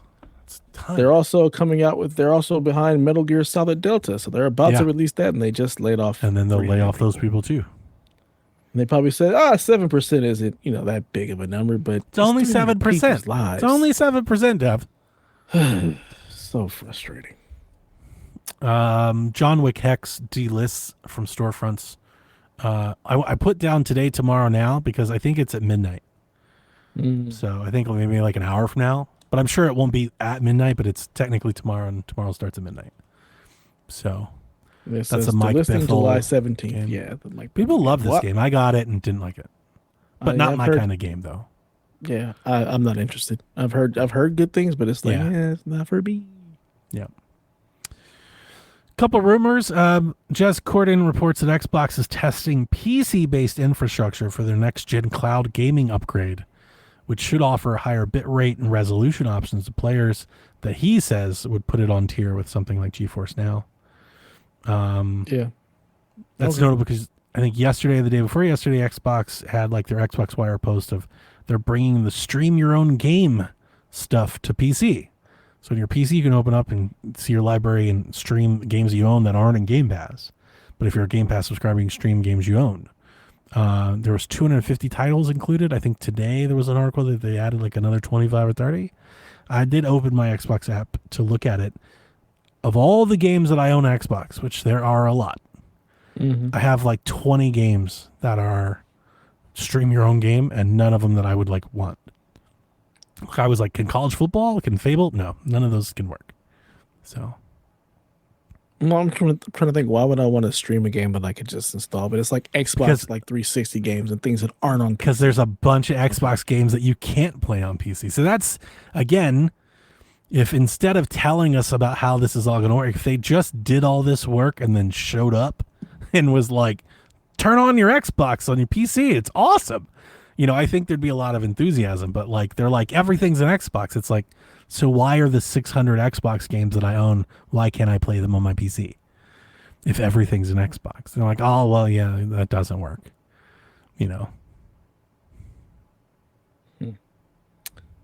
We'll see what happens. There's a bunch of games like I cannot download and install any of the Fable games. Which is funny because they had both PC versions and on PC for Windows. They had games for Windows versions. Yeah. They're not there. Like college football. Like I bought college football last year. I don't have a console anymore, so I can't play it. I can't install college football. So what's like the criteria? I can like stream what makes it streamable? Like what? It's weird because there's games you can stream because of Game Pass. There's games you can stream because you own it, but not every game you own you can stream. And guess what? Not every game on Game Pass you can stream. Ugh, just release them when it's finished. God. Like there's like they have like sequel levels of filters and buttons in this thing now.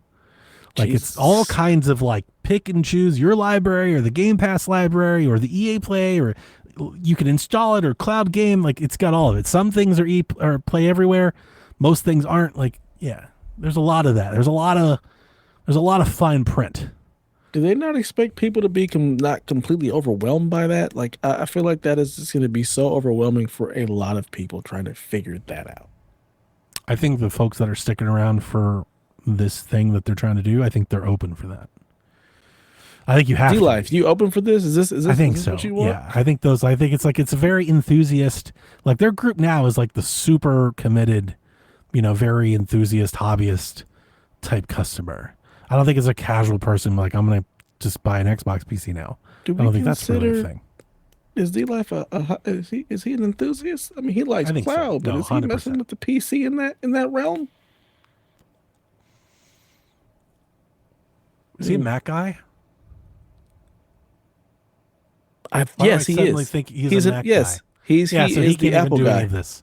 Yeah, It's so funny. He can't even do any of this. that's why I He's was been like, I arguing don't about think 4 he's. years, can't take advantage of it at all. I'm like, I don't think he's the PC. Not until he guy. buys He's the Apple Xbox. based. Yeah. Not until he buys the Xbox. Blue Days. Is this what you want? Is this your king? Is your king? Jason Schreier. This is the talk of the town this week. He's on Reset Era. Talking about Sony Santa Monica. Jason Schreier replied to somebody asking about that game because people think they've like sleuthed and figured it out.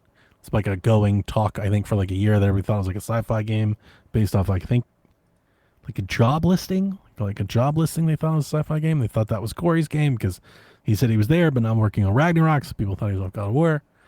So somebody was talking about that in Reset Era, and Jason Schreier responded, and he said he made it clear that Cory Barlog's next project is still very much the studio's next big thing, and that development is going well the last time he checked on it a couple months ago. And there were multiple replies to that, and he was replying to those. And in those replies, he says, why does everyone think this is working on a new IP? Very interesting, because I think everyone for a couple of years has thought it's a brand new IP. And then he clarified. He said, I'm not going to tell you what it is, but he said, I'll put it this way. It's not a new IP, but it might feel like one. So that's led into all kinds of speculation. Because this is very interesting because Grub and several others have been floating that there's a 2D or 2.5D God of War Metroidvania game. So I was like, so is he working on that? But I've seen a lot of speculation and think it's not God of War. So I'm like, is Santa Monica that big? They just have 3 or 4 games in the works? Because that seems like a lot. Because they're still working on space game too.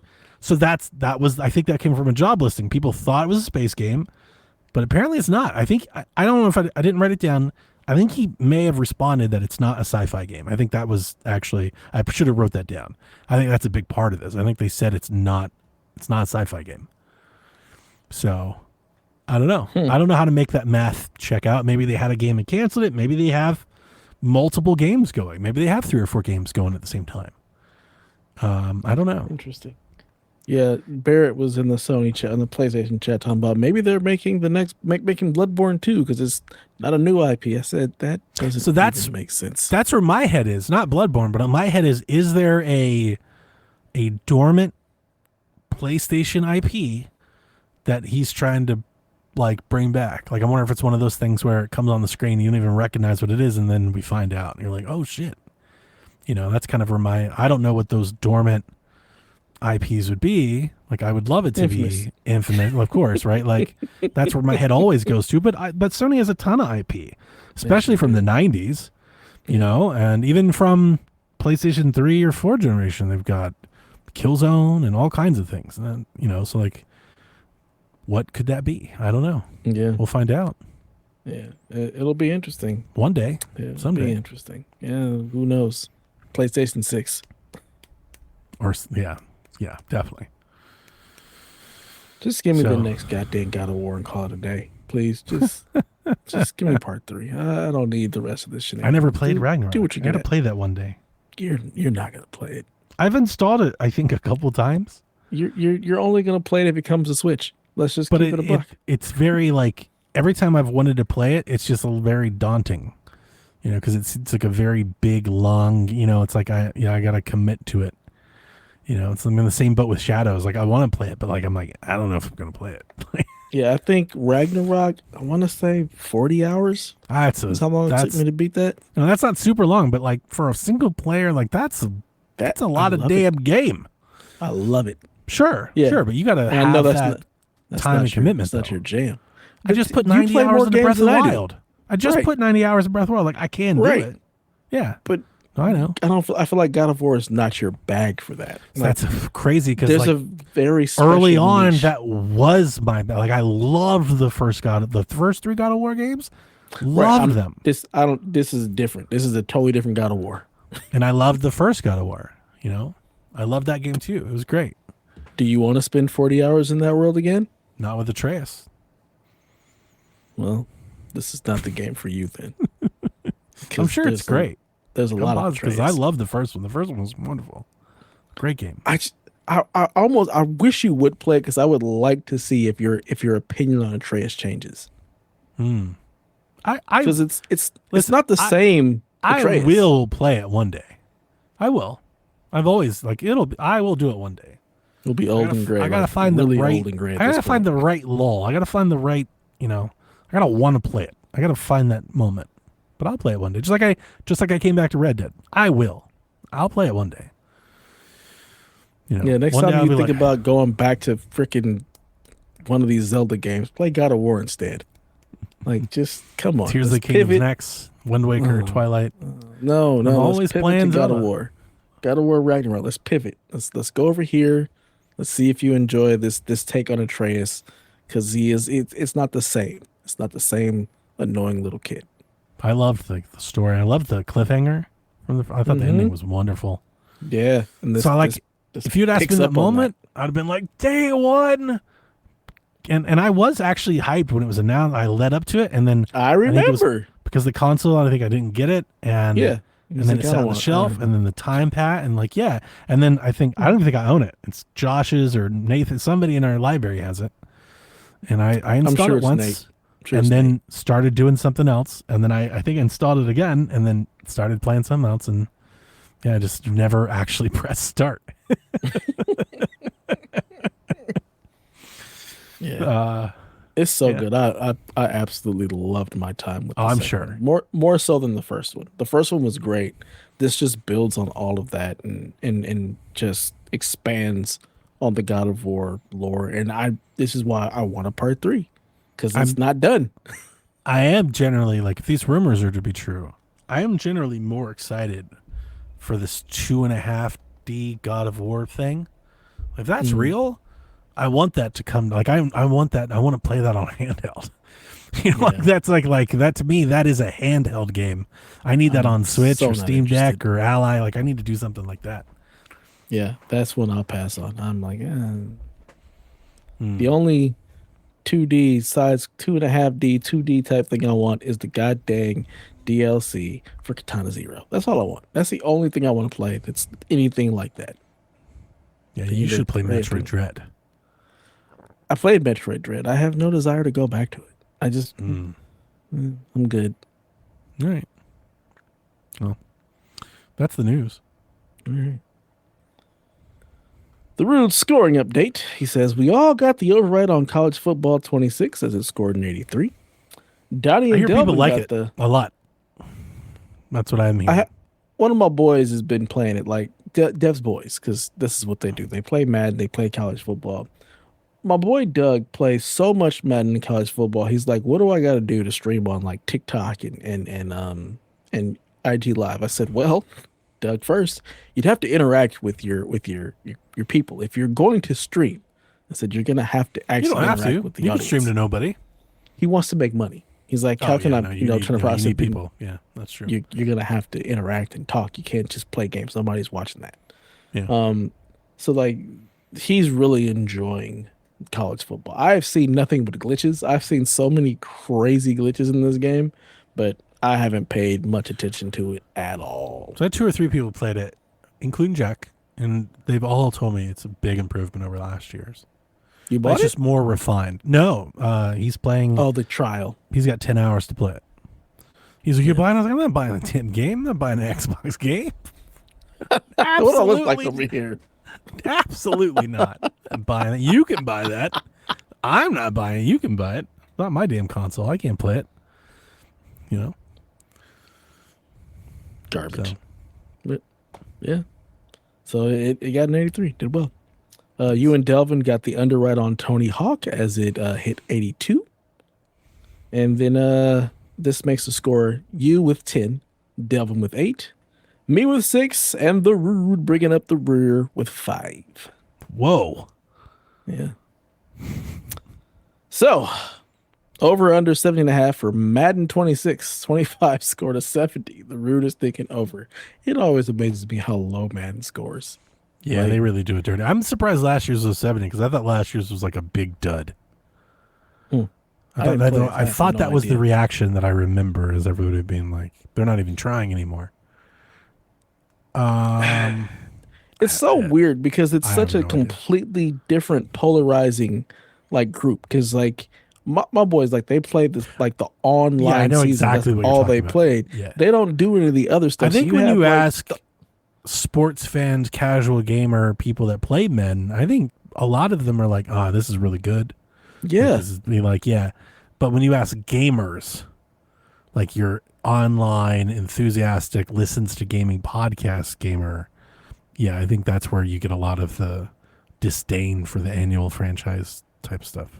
And they don't do sports, right? They almost like And they mock don't- sports ball, and you know, yeah, they're not even playing the game. Like all, course yeah, not.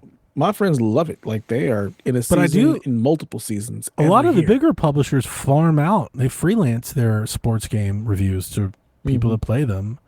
So you would expect like Metacritic and stuff to be higher. more representative of that, but I don't think a lot of places are doing that. I think like when I say people do that, I think IGN does that. Like I don't think everyone's doing that. You know. The last time I saw a review for Madden from IGN, they had that dude Bobby still playing. I'm Madden. buying my Madden day one on Switch too. You know, that's really as like a, you know, I want to like cast my vote for EA to put their sports games on Switch. So like, if you don't buy it, they won't do it, right? So Yeah. I'm doing that. I think Madden. I think the quality of Madden is really good. The sound, the look, the visual, like it's great. I think the gameplay is really like animation heavy and very like locked in. Like you get locked into like certain commands that you make, and it's definitely not like on rails, but like on rails for like a sports game. You know, it doesn't feel as frantic and as fluid. And I think in the past I've always kind of said arcadey.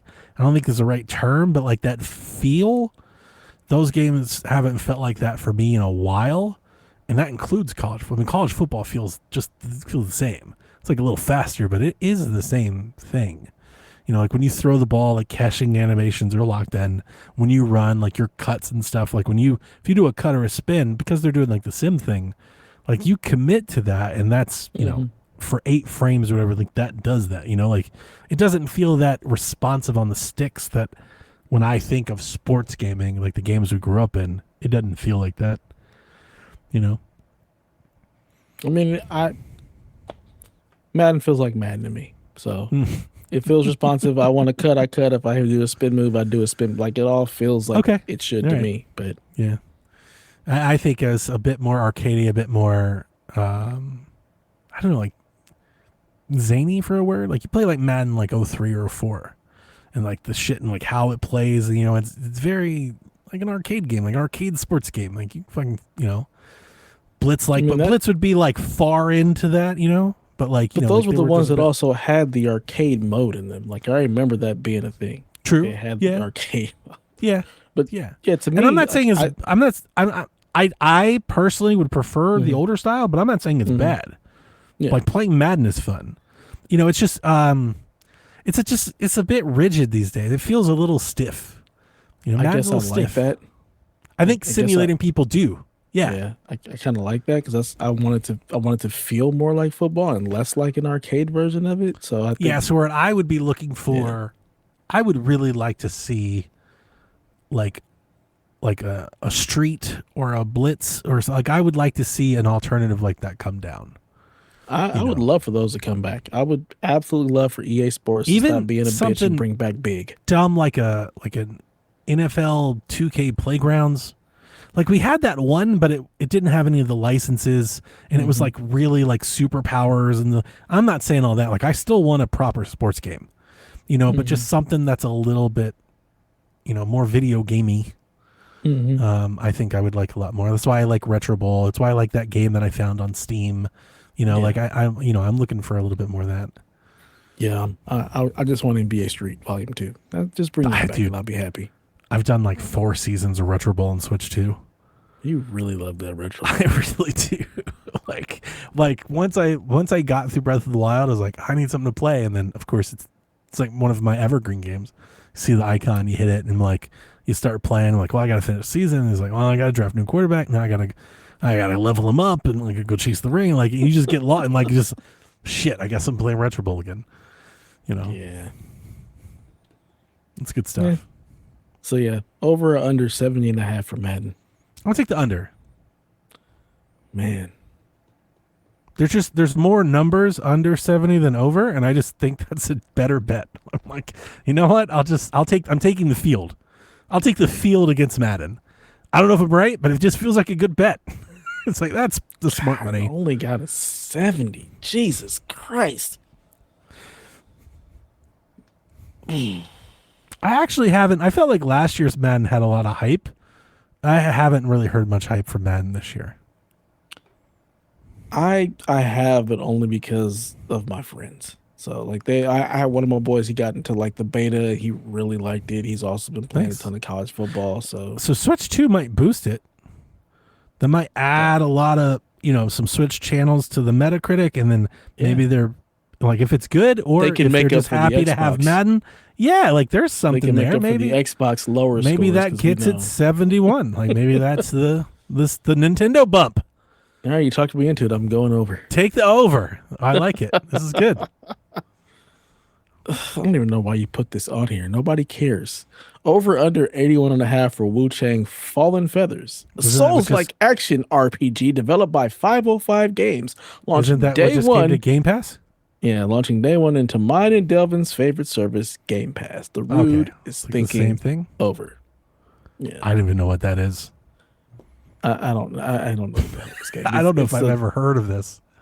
What is it? I've definitely heard of it. I've seen it. And I've Chang? just completely ignored it. One of my boys that I play with on Kinda Thursdays, racist. he loves the Souls game, so he's excited for this. People do love the Soul shit. I'm so tired of. Oh, the it's Souls pretty stuff. though. Yeah, it's very pretty. It's wow. very, very, very pretty. But I'm good. 81 and a half. Dude. I just hit a damn AI video. Oh. You hear that AI voiceover? Ugh, those are the worst. Dude, okay. The art is pretty, but like when it's in the game, dude, it just looks like 24 other games. Mm-hmm. You do the sword swipe and you get like the bend in air and like the effect. Like I've seen too many of these. But I guess people are not tired of it. Oh, half her ass is out though. Over. All right. Oh, it's one of those. Yeah, she's wearing like the Mortal Kombat thing where there's like a slit up to the hip. Oh, okay. It's like a flap on the front and the back, and on the back half her ass cheek was out. So understood. Taking over. Yeah. We're about to stellar blade this point. Yeah, definitely going with the over. They're gonna love this fucking game. Mm-hmm.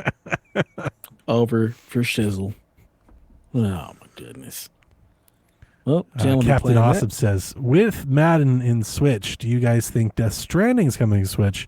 Could DS2 come? Captain Awesome, I have been pitching Death Stranding coming to Switch 2, I think, since Switch 2 was launched on Shack. I think there's a handful of, easy ideas that I think are going to come Switch 2's way. When I think of, like, all the... I mainly think of, like, Japanese developers.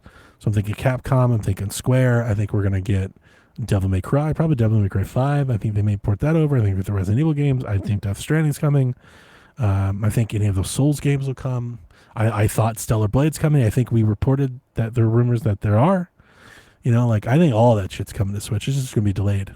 But yeah, I definitely think it's all heading. It's too popular in Japan not to be honest with you. That's what everybody's playing out there. They sold 1 million damn units in one day. They're gonna support that device for sure. I don't know. I don't care. Yeah. I got nothing. Death Stranding's come to everything. It's on iPhone. They'd be foolish not to port it to Switch. Foolish. It's on iPhone? Why? It's on iPhone. You can buy it on iPhone. I don't D-Life understand why you do that. No, that's the worst life. We don't like that. So no bueno. I 100% think it's coming to Switch. I wonder if I'm wondering if that's soon. There's rumors of a direct out there. That's an announcement I could see within the next year. That could be an early thing. Or you think it would come that fast? Or after Death Stranding 2? Do you port the second one and do it as a double pack? That's what I feel like. If you're going to do both, you give it a couple of years. That takes that's down the road. They port it to phone, but not Death Stranding 2. You could if you're doing the double pack. No, of course, no. That would be a different. That'd be a down the road thing. But I wouldn't be shocked if say there's a direct next week or this fall that announces that next year Death Stranding is coming to Switch. That would not shock me at all. I would yawn to that announcement. I'm yeah, of course. Is that a Switch game though? Are people vying for that on the Switch? Is that what y'all want? Yeah, y'all want Death Stranding? I would say the people. I'm not going to tell you it's not going to sell 10 million. I don't think Death Stranding sells like that anyway. But I think there are there's enough overlap between the Sony and the Nintendo core base for Kojima games to sell well. And I think Kojima has a really good track record on portables. They put Metal Gear on Vita, they put Metal Gear on 3DS. A lot of his games, he's supported handhelds across both companies for a long time. So I think if they I think Metal Gear, I think Delta will come to Switch too. I've honestly almost wanted to hold off on because I'm sure it's coming to Switch too. It won't be day to day, it's a Switch but it's 2 coming. game. I mean, it's the same game. They're not true. It's coming though. They're going to port that over. I think if Kojima's games can run on Switch, I think they'll be there. All right. There you go. Donnie, the Nintendo Switch guru, says yes. Yeah. All right. Time for questions. Quagmire says, Ubisoft is putting all their profitable franchises in their new spin-off company. Do y'all think it'll change Ubisoft's and its subsidiaries' viability long term? I have no idea. Ubisoft's going to sell. This is a Donnie question. So Ubisoft's going to sell. I think that's the whole idea here. I don't know if they're going to sell to Tencent or somebody else, but I think the idea is to, they've been talking about this the first time. I thought they wanted to spin everything off and then leave that old company, the old shareholders behind. And then I don't know if you remember when we were talking about this, the shareholders kind of held a mutiny, which they should have. So now we get the subsidiary thing. Tencent, I saw I think a reply today that they have an oversight team that will be there on site, observing and steering what this subsidiary is doing. Which I've been concerned for many years about Ubisoft's continued failed attempts at live service. With Tencent involved, I don't think that's going to go away or lessen at all. If anything, they're going to do more of that, which I don't think is a good thing. But they moved all the good stuff to one, and I think it's potentially closed down, lessen, reduce the other. And then I think the idea is, I've been wondering if they're going to give it a whole new brand, because I'm wondering if the plan is to spin this out publicly or something as a separate entity down the road, to improve the share price. But if it doesn't go well, I think the Guillemot family might sell. They might be pressured to. So.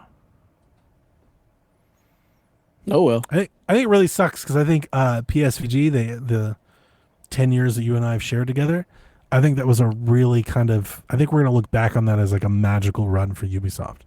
Yeah.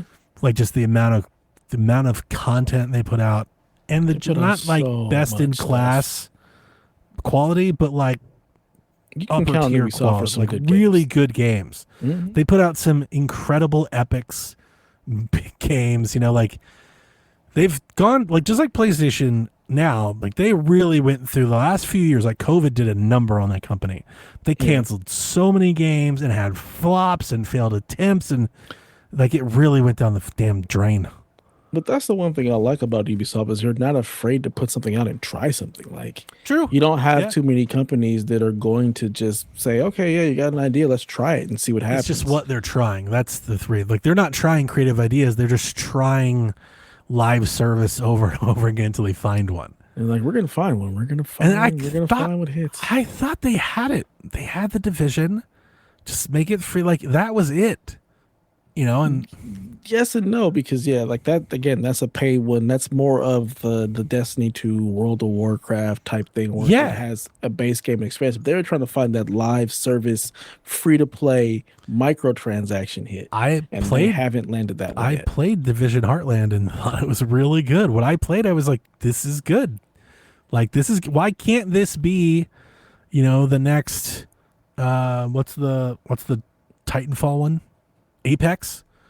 Why couldn't Because you Division thought it was Heartland good. be the next Apex? I think it Because you had a thought it was chance. good and this is not your bag. Fair. Fair. Fair. Yeah, But I it was wasn't playing it, hitting. liking it. Yeah, it wasn't hitting on all the multiplayer. We need like it's gonna last. Like honestly, if anybody knows, it's Ubisoft because they keep trying this. Yeah, I was like, is that because the game wasn't good, or is it just because people don't want that from Ubisoft? They don't want that from the Division. I think it's Because a I think the games combination that of they've both. pitched, they've had what like Hyperscape, X Defiant, Heartland. Like to me, I'm not gonna lie to you. All of that stuff has like creative slop vibe. Nothing feels like all that like really.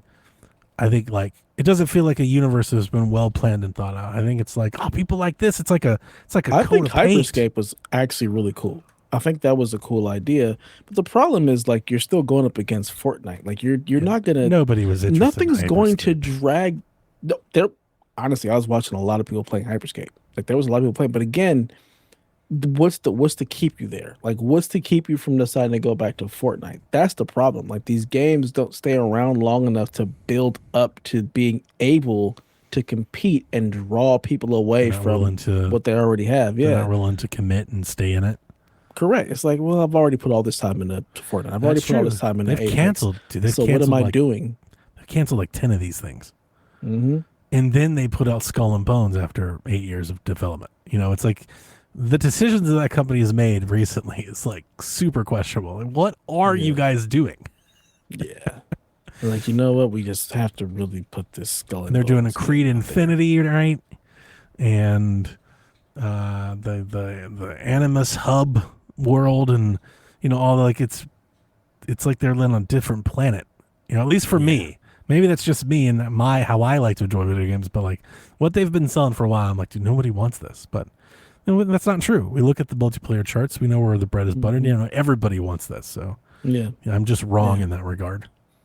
From what I mean, I haven't delved deep into the Animus Hub thing, but from what I saw with the way it intertwines all the games, I'm like, that's actually pretty cool because you get the historical stuff from every single Assassin's Creed game. So that Animus Hub thing is actually, it's kind of dope. Yeah, I just thought the weird to like, I think it is cool. I'm not against having it, but it's just weird that like, remember they kind of made like a whole E3 out of that. And it's like, Mm-hmm. dude, I don't think anybody cares about like what launches the game. Like it's cool, and you'll flip through it and be like, "That's cool," but after you do, like, are you doing that every time? No, nobody. Like, does anybody care? Nobody cares about that. They want more games.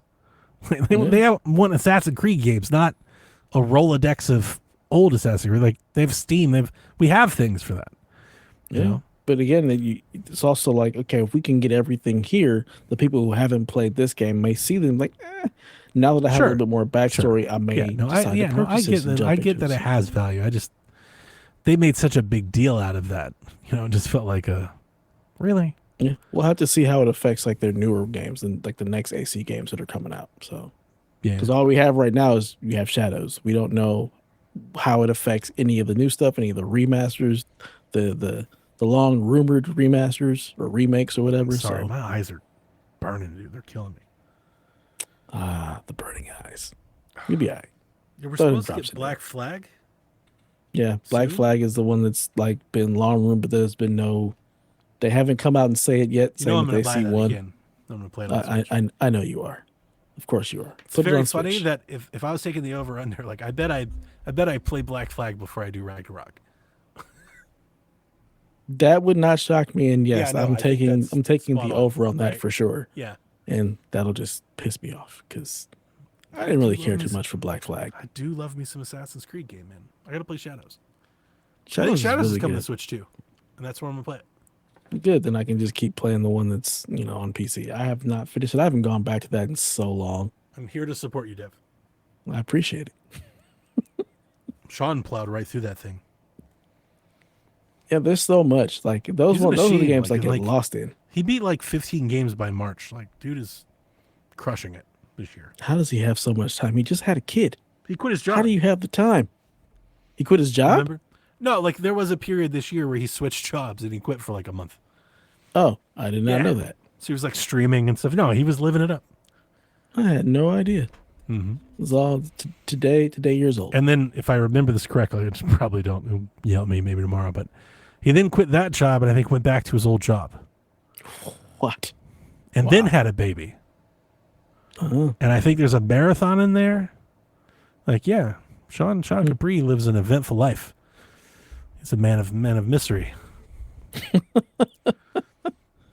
Well, good for you, Sean. Absolutely. Moving right along. Free to Play Joe says, who do you think will be the first to announce a heavily made by AI game? Microsoft. God, that's bleak. Okay, like, you think Microsoft? Yeah, you're probably right. Mhm. From like, what I was going to say, like from people that we care about, right? I think that's the question. Yeah. Not like some solo dev on Steam or a mobile dev or something like that. Yeah, no, somebody. Because I think that's actually probably already happened. Yes, absolutely. Right. So, yeah, from publishers that we really care about or that make games that people recognize, maybe is a better way of putting it. I mean, you would think it'd be Microsoft because they're the one funneling all the money into AI, but I'm wondering if like one of the Chinese folks or somebody does it, like one of the Souls studios or like a Tencent or something. I wonder if they would pull the trigger. Brought to you by Copilot. That seems more realistic. Come first. I definitely Crackdown 4 powered by Copilot. Oh my God. You remember when they were doing Crackdown 3 and they were like the power of the cloud? Yes. Yeah. No, you're right. That totally makes sense. I could see that 100%. Yeah, for sure. God, that sucks. Skinny Matt says, with me drinking a margarita on the beach while on vacation, what is your Give me one beverage of margarita. choice to have while on the beach? I'll be on the beach next week. Mm-hmm. That's a And good what's going to be your question. beverage of choice? I'm generally a hurricane or a mojito person. Okay. You know, if we're out and it's sunny and I'm at the beach or the lake or something, like I may do something like that. Nice. I really into like I really love my CBD, the seltzers. Love Mhm. those things.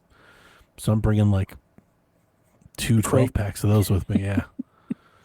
So I'll be honest, like when I'm on the beach, I'm probably drinking a root beer. I haven't. A I root really beer? have. Yes, I really haven't.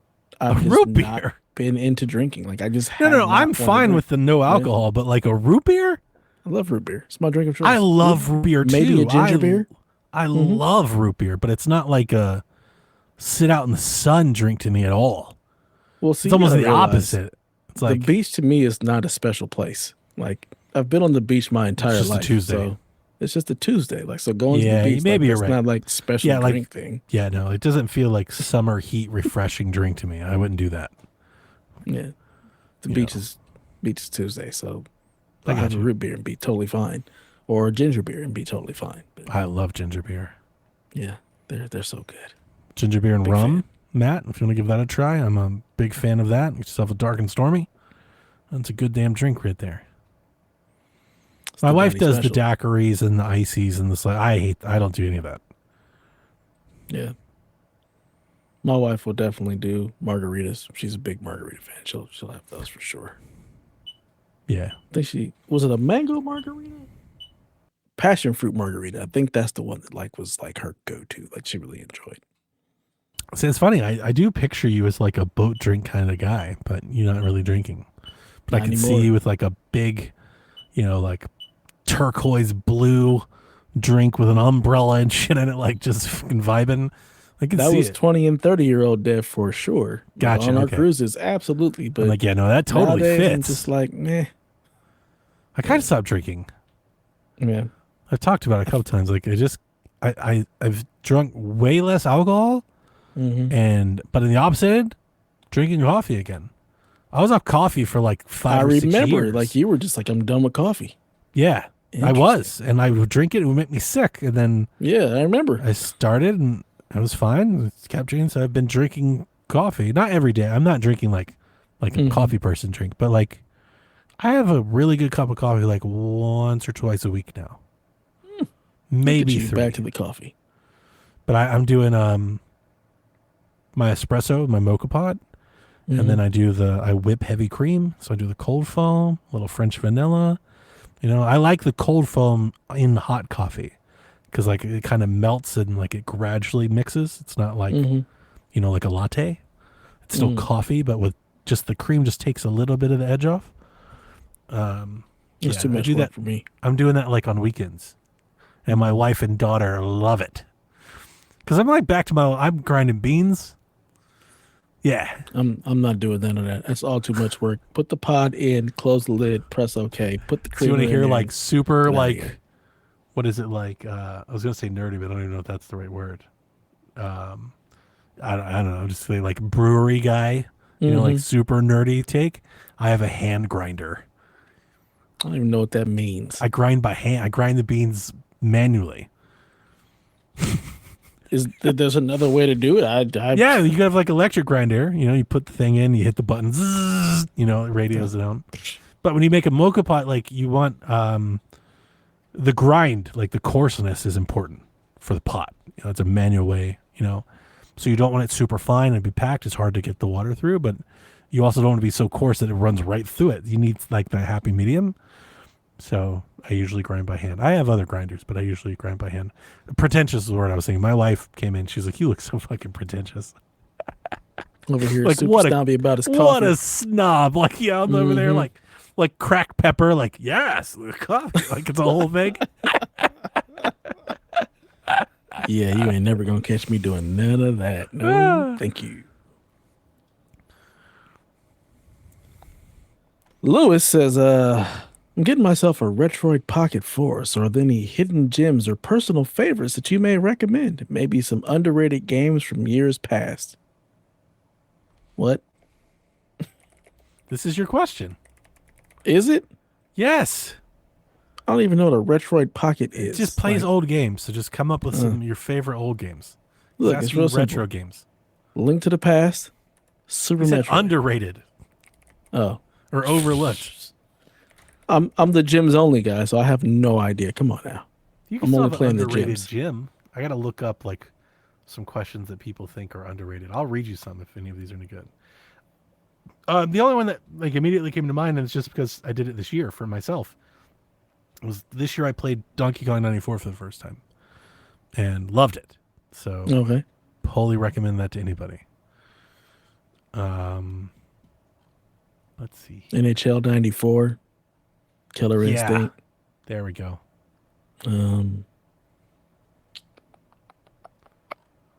Earthworm Jim. Battletoads Double Dragon. No. I mean, I would play those. You have Streets of Rage 2, Streets of Rage 3.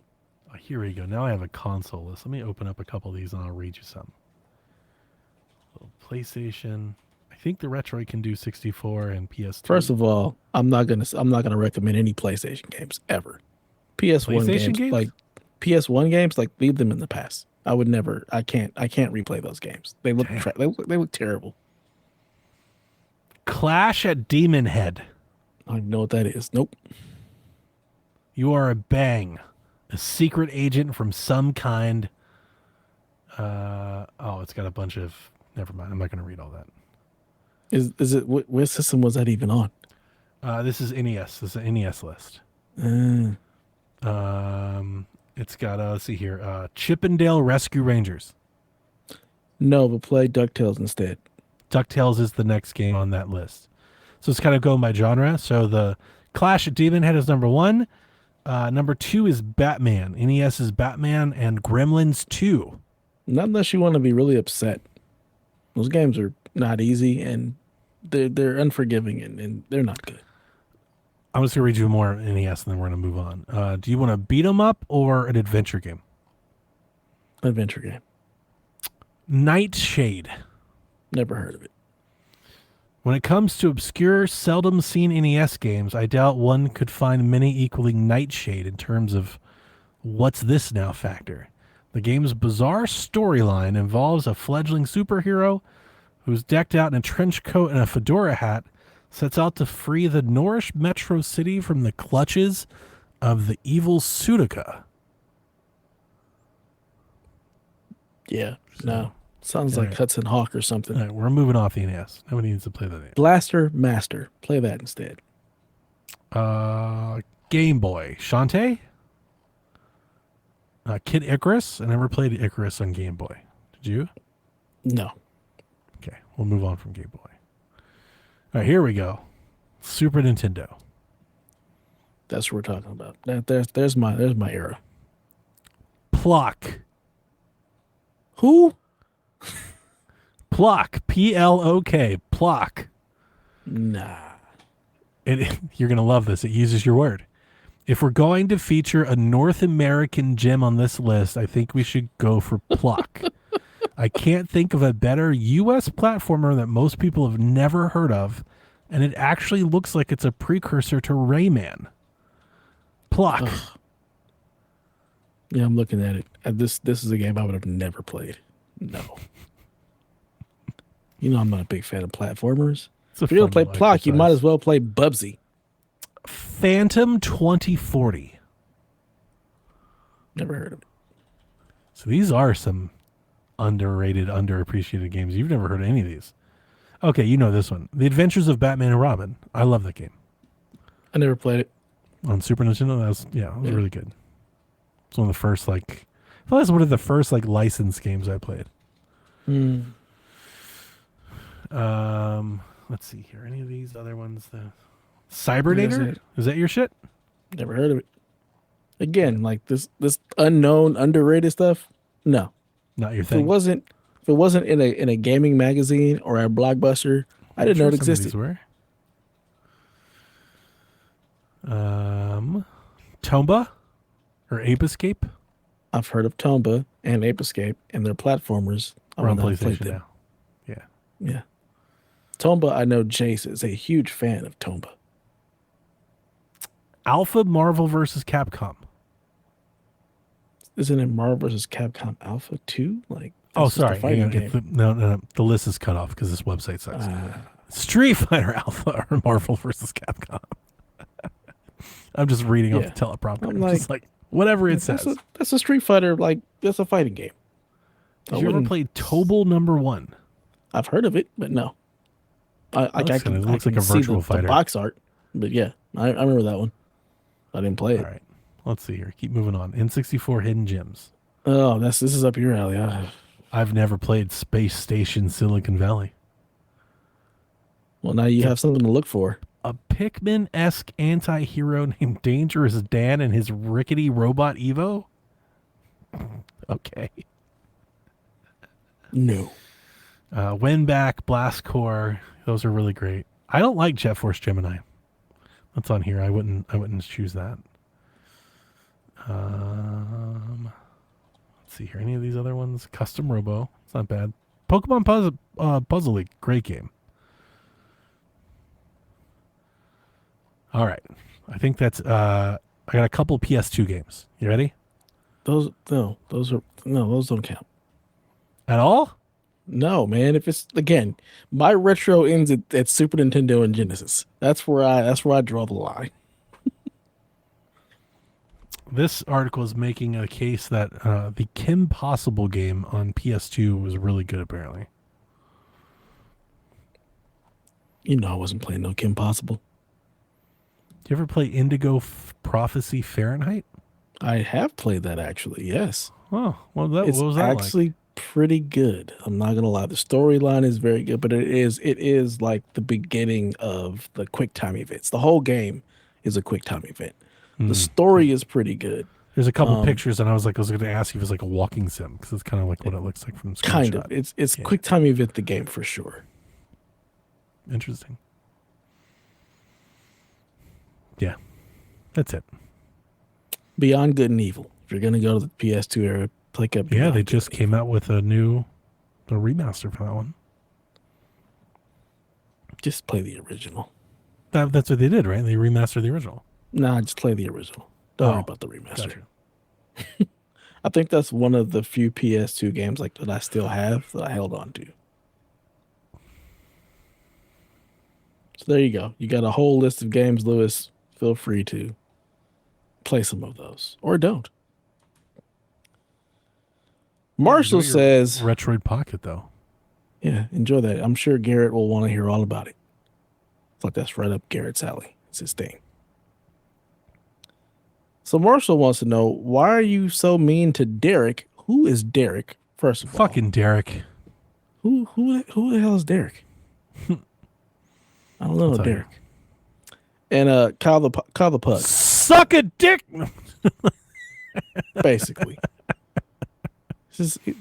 Marshall says it makes him feel sad when we're mean to Derek and Kyle the Pug. Well, Kyle just, he has it coming from Delvin. They've got a long-standing beef. Yeah, it is what it is. Hyatt's and McCoys or whatever. Yeah, basically. Hatfields and McCoys. Hatfields and McCoys, yeah. Yeah. But I don't know who this Derek character is. So, is this a Shaq thing? Yeah, it is a Shaq thing. I don't know who Marshall is either. Somebody wrote in, I think, I don't remember really how it started, but somewhere we were talking about, I guess, somebody at GVG, which is a YouTube channel of Nintendo podcasters that used to be at Game Explain, which is like a big channel. Mm-hmm. So they created Good Vibes Gaming. It's GVG, and now they do podcasts and stuff there. And I watch it. And, I like these guys. These are people I've actually watched forever. Like before we started doing this, I watched some of these people. Right? Rebecca's friends with them. She goes on their shows and guests and stuff. They're pals. So somebody wrote a question about somebody not liking something or whatnot, I think. And Rebecca's like, who said that? Who? She's like, was it Derek? Was it Derek? And we're like, so me and Delvin just egged her. We're like, yeah, Derek. And so but for the rest of the episode, we were like, fucking Derek. It's basically become like a Series S meme. We just start blaming everything. So now we're trying to like make it a bit where people are like, dude, Derek, like they're fucking cussing you out over here.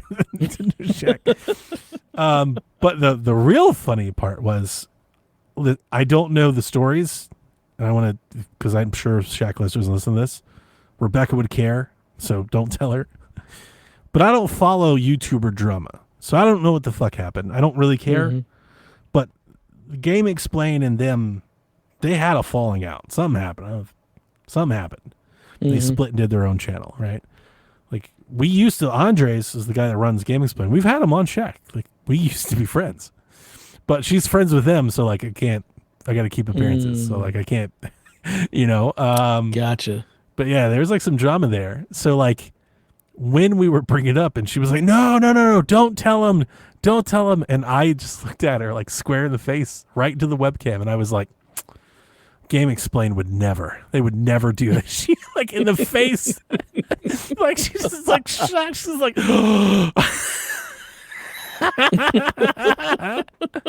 God, that was so funny. It was so funny. Oh my God. We have a lot of fun over there. Shaq has been awesome. Got to torment people sometimes just to egg them on, keep the ball rolling. Fucking Derek. Yeah, continue to be mean to Derek because Derek sucks. I forgot what it was. I think it was something like, it's starting to come back to me now. I think it was something like GVG released a video about how the Switch has no games or something's not right. Like something's not good. Something's not good enough. It was a video like that. Something. I don't remember what it was. And Rebecca was like, who said that? Was it Derek? It was Derek. I know it was Derek. So then, yeah. Just rolled that out, huh? Yeah. Nice. There's a lot of meat on that bone, you know? Oh yeah. Can't let that go. Final question for the night. Javier wants to know, what would it take for you guys to buy the next gen Xbox console? Well, Javier, I hate to tell you this, but I'll never buy an Xbox console because I have one. I'm using it to podcast right now. There's absolutely no reason, no way, no how that I would ever buy the next gen Xbox anything. I have that already. I agree. What I have said is I could imagine a world when, years down the line, if I'm ready to upgrade from this PC, if they're making like a line of Xbox PCs, I would consider those. Like I would consider anything at the time. The reason that I would suggest that maybe I wouldn't choose that though is I'm expecting all of the Xbox stuff to be AMD based. I don't know if they're going to open it up to allow other manufacturers to make Xbox branded stuff, right? But like they had the whole video about how we're partnering with AMD and everything. Yeah. So I would imagine that their gaming line is going to be AMD centric. And I'm not opposed to, like, if the money's right, I'm not opposed to using AMD, but I am very happy. I've always been very satisfied with my NVIDIA stuff. Like I understand it. I know it. I like it. I respect it. I know DLSS. I know the launcher, so it would have to save me a lot of money for me to switch. It would have to be like $600 cheaper than the NVIDIA equivalent or more. Maybe it would have to be. It would have to be. I mean, it is like that's the reality. But even then, like but is the FSR on par with the DLSS? Is the ray tracing, like that stuff? I would have to really factor in, because I love DLSS. You know that I've been on this train for some time. I love DLSS. Yep. It's amazing. I mean, so like honestly, the idea of the idea of doing anything that's not DLSS, the idea of not doing DLSS is not something I'm really thinking about in a gaming idea. So, for example, Horizon Zero Dawn, for example, like they did a comparison between FSR 4 and like the newest version of DLSS, and like you can barely tell the difference. Like you'd really have to pixel peep and really zoom in, paying attention. So like FSR 4 has come a long way. I imagine that's a non-ray tracing thing. I mean it's just their super sampling type stuff. So it's, and that doesn't matter to me either because I don't play with ray tracing on anyway. Yeah. But so So like when that time comes, you're gonna get one for cheaper, like, for sure. So that's why when I've been talking about this for, I want to say 2 years, but maybe it's just been a year. But since we've been talking about this shift, when I've always I'm not interested in this, not because I'll never. It's just I have this Alienware computer with the 4080 or whatever. Like their next console's not gonna be better than that. So true. Yeah, that's kind of where I am. Like I'm not interested because I have it. I have it. Whenever they update their launcher page or OS or whatever they're calling it, I'll update that and I have an Xbox. Why would I buy one? But when it comes time to replace it, or I would actually maybe say the idea of a handheld is probably way more appealing. A separate device. But it ain't going to be the ROG Ally. The ROG Ally. No, and I like the Ally. I like the Ally and still do. But I don't need one, especially at $800 or $900. But I don't need one of those. Like there are things that the Ally does. Like I like the Ally as a concept. Like I like what it's doing. I liked even their UI. I was like, this is fine. I can make this work. But what I didn't like is how big it is. The battery, like handheldy stuff. Like it's not a handheld. It's a computer. I keep trying to tell people these are just portable computers. It's a portable PC. Like it's heavy, it's big. 100%. And this one is heavy. Xbox edition. Do you see how thick this thing? Yes. This thing makes the actual Ally that I have look slim. You're walking around with a 4090 basically. That thing is huge, humongous. So like that is why I'm not interested in one of these devices. But down the road, if they were to offer a Switch-esque handheld, I would probably look at that because I do have a big, expansive PC library of games. Yeah. For me, like the thing with that is, it's like as big as that thing is, I'd rather just carry around a laptop. Like to be perfectly honest, I actually think that these gaming handhelds are going to really eat into and become the new gaming laptop market. I can see that. Yeah, I think that's why Maybe. so many of I these don't know. makers I think are here, and why there's a variance and stuff, because I think they want to be there if that takes off. I don't think it eats into it as much because I think a lot of people who buy the gaming laptops, that's also their main PC. Like they're Yeah. using it for PC stuff as well. I think So these handhelds will also do that. I think they will too. When but they it's start not coming gonna be with fun. when they start coming with docks, then But then I have to carry a dock if I want to use it as a computer as well. I feel like got a that's screen on it. Yeah, but it's not a big enough screen for me to do any actual productive work. It doesn't have a USB-C keyboard to either. external monitor. They make keyboard you pair a That's keyboard too to it. much stuff to carry. My laptop folds and just slides Yeah, I'm in. with you. I'm with you. I've just seen people use it as a computer. those people need to be shot. I think Delvin's not. kid uses it as a computer. He does, and I want to punch him all the time. Like, if you don't stop doing this and just get a real computer and stop playing. Javier, I would tell you Stop. that on the handheld space, I'd be way more interested in a Steam Deck 2 or something than and I think if they're committed to this I think Valve is. I think the Steam Deck has made a mark, even if it hasn't sold tens of millions. I think it's made a mark. I don't think they've made money on the Steam Deck. I don't think this has been a good endeavor for them profitability wise, but it has been a very good endeavor for the awareness of Steam. Mm-hmm. And I think they're committed to this. I think they will have multiple Steam Deck iterations, and I think I'd be interested in the next Steam Deck. Javier, I gotta tell you, I could care less about any handheld About ever. those. Yeah, I'm good. My PC is all I need, and my next Xbox PC will just be whatever upgraded parts I put in Whatever this thing. PC you put in there, and you build a new one. That's all it's gonna be. I'm just gonna eventually get a 50 series card to replace this 3080, and then I'm good. Hey, if I've said it, the same thing goes for Valve. I think I would rather a Steam OS box if I had to give a choice, but it's not so much that I care. I would prefer one, but if I only had one option, I would gladly take the other. If Xbox makes a Series S little PC console, if it's small and cheap and kind of that punch up thing, I would maybe buy one of those for the television. I can see that. And just if I wonder if these things, if we could set them up, could you buy an Xbox PC console and then set it to automatically boot into Steam? Depends.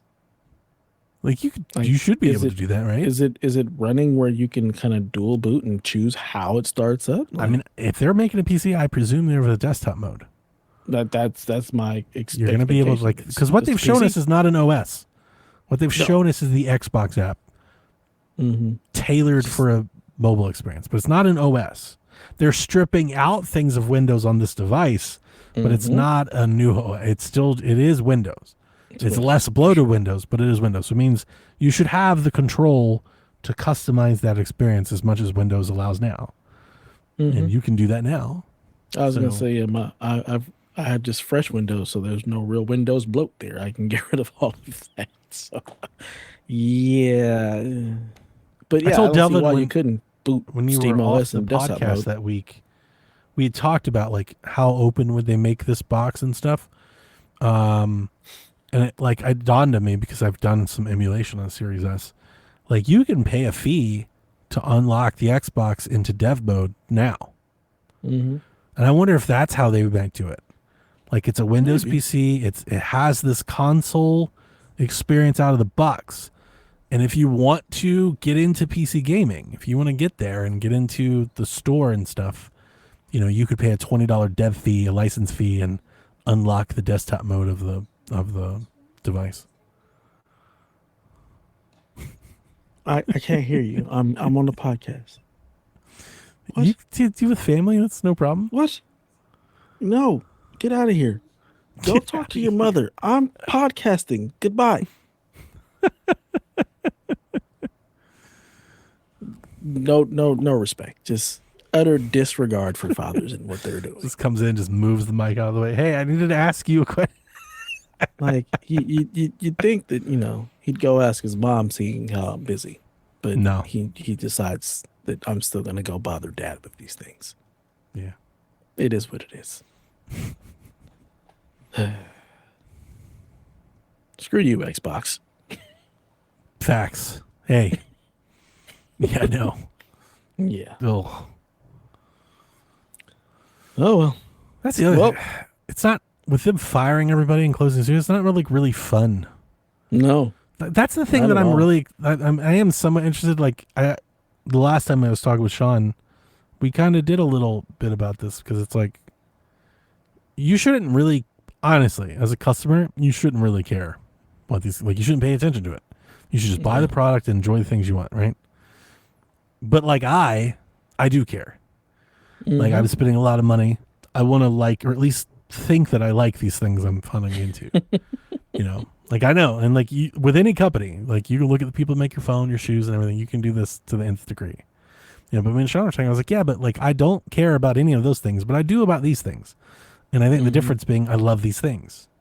And I think us, like this little echo chamber thing, this little group of people on the internet that do these things and talk about these things, I think we all kind of care. Yeah. Like, we have to admit, like, no, but we do care. We do care. That's why we have the conferences. That's why we have the figureheads. That's why they have the talking head. Like, all of this is because we as a market, this market cares about that. Otherwise, they wouldn't do it, right? They wouldn't give a shit. 1000%. Yep. So it's interesting that there are people, after everything, totally still there, like, can't wait to buy the next one. Xbox is like, part of it's just like, damn, what do they got to do to you? Right. They got to steal your firstborn. You got to sacrifice them to the gods for you to, like, I don't want to deal with this. Yeah.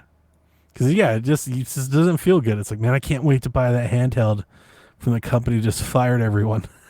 It's just like, oh. I mean, and everyone does it. Everyone does it. But, man, they're the market leader at this, though. Like, nobody does it quite like them. Ain't that? They make an impact. They make a mark. And shit, it sticks. Ugh. Oh, exactly. That's how you feel about it. You're like, like, I don't even want to have, like, I don't want to have an Xbox logo in here right now. Like, Yeah. like, that's, I only have Windows because I really have to. Same. Not feeling you, Microsoft. Not feeling you at all. I canceled my Office subscription. And I didn't do it out of like spite or anything. Like, they sent me an email a couple weeks ago, and they were like, Office 365 is going up. It's going up from like $69.99 to like, I think $100 or $89.90 or something like that. And I was like, no. What?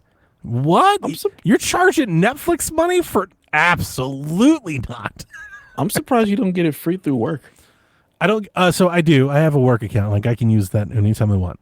The reason that I have it was our old IT director.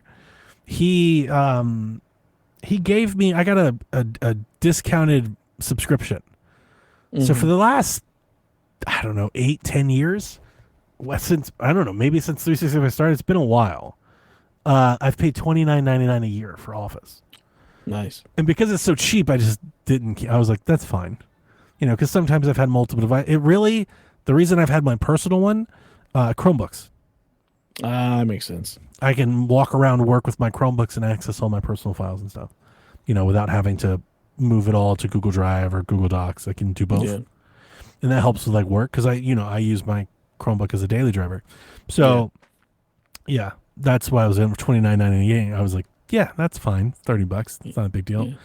And then they were like, for Office 365, this shit's going to cost. And I was like, the fuck it is. That's wild. Deuces. Who's paying that for Word? In a world where you have, Notepad and WordPad and Google Docs and stuff like and Acrobat, the idea of paying Netflix money for Office, that was blowing my mind. And their big sell is like, if you're not an Office 365 subscriber, you won't get all the AI. And I'm like, can I pay you to? I don't want it. I'll pay you to get rid of it. Can you Word 2008 my ass over here? I will give you $100 for that. Like, can we go back a bit? Nobody wants this shit. So I still have Office 2019 on my machine. But our wives do. They want that shit.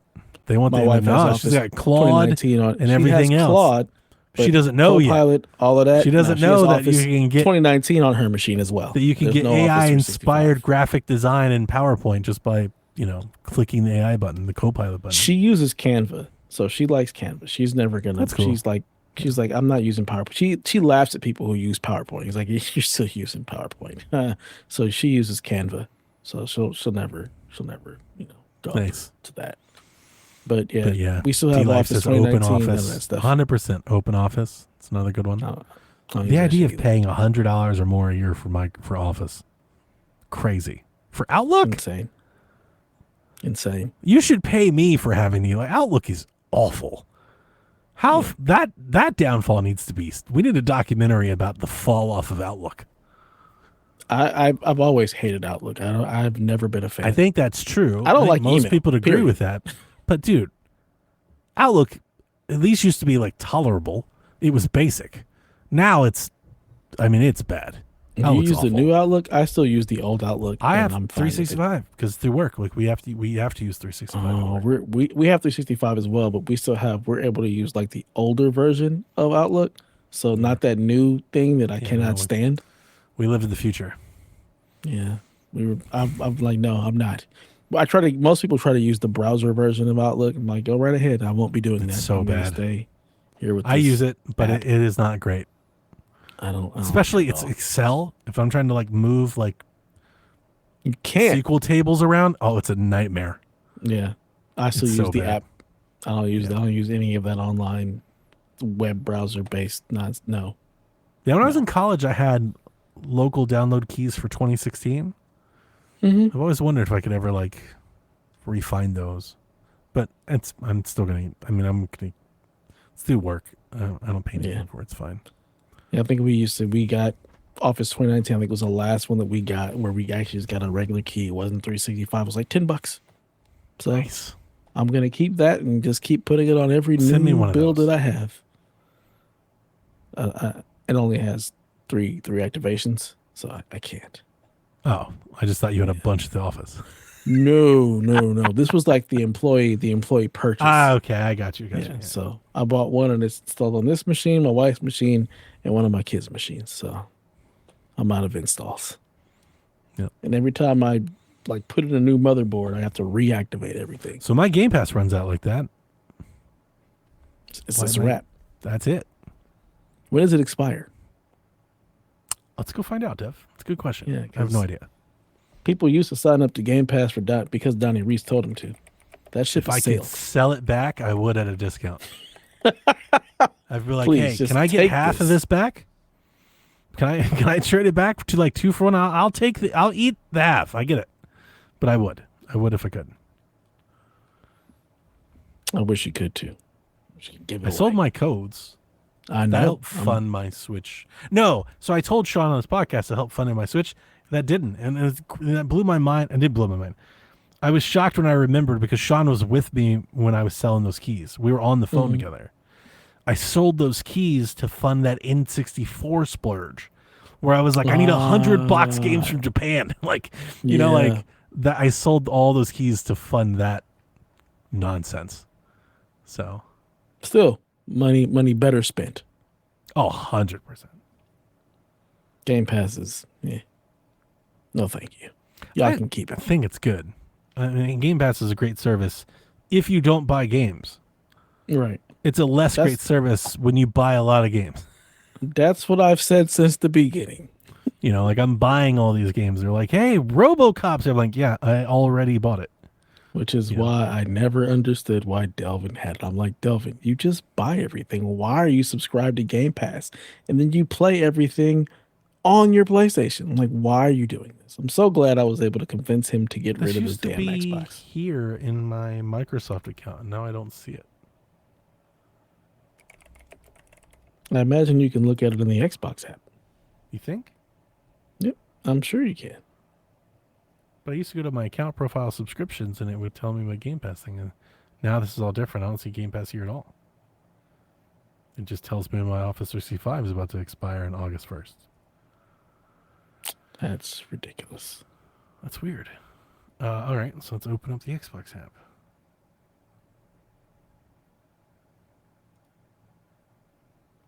Let's see here. So go to settings or profile. Maybe not.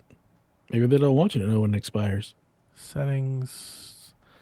Game Pass Ultimate until May 26, 2027. Jesus Christ. You still got 2 more years of this stuff, and you'll never use it. I will. I every now and again I'll install something and play it. They got to put a game that's worth your time in there. They haven't done that. I need to go back. I need to go back to last year's Call of Duty. I gave up on that because I didn't like the house shit that was going on. And then we had our end of the year Christmas show. Did you not play last year's Call of Duty? No. All right, so last year's Call of Modern Duty. Warfare 3? Is that what it was? I don't remember at this point. Yeah, it's one of those.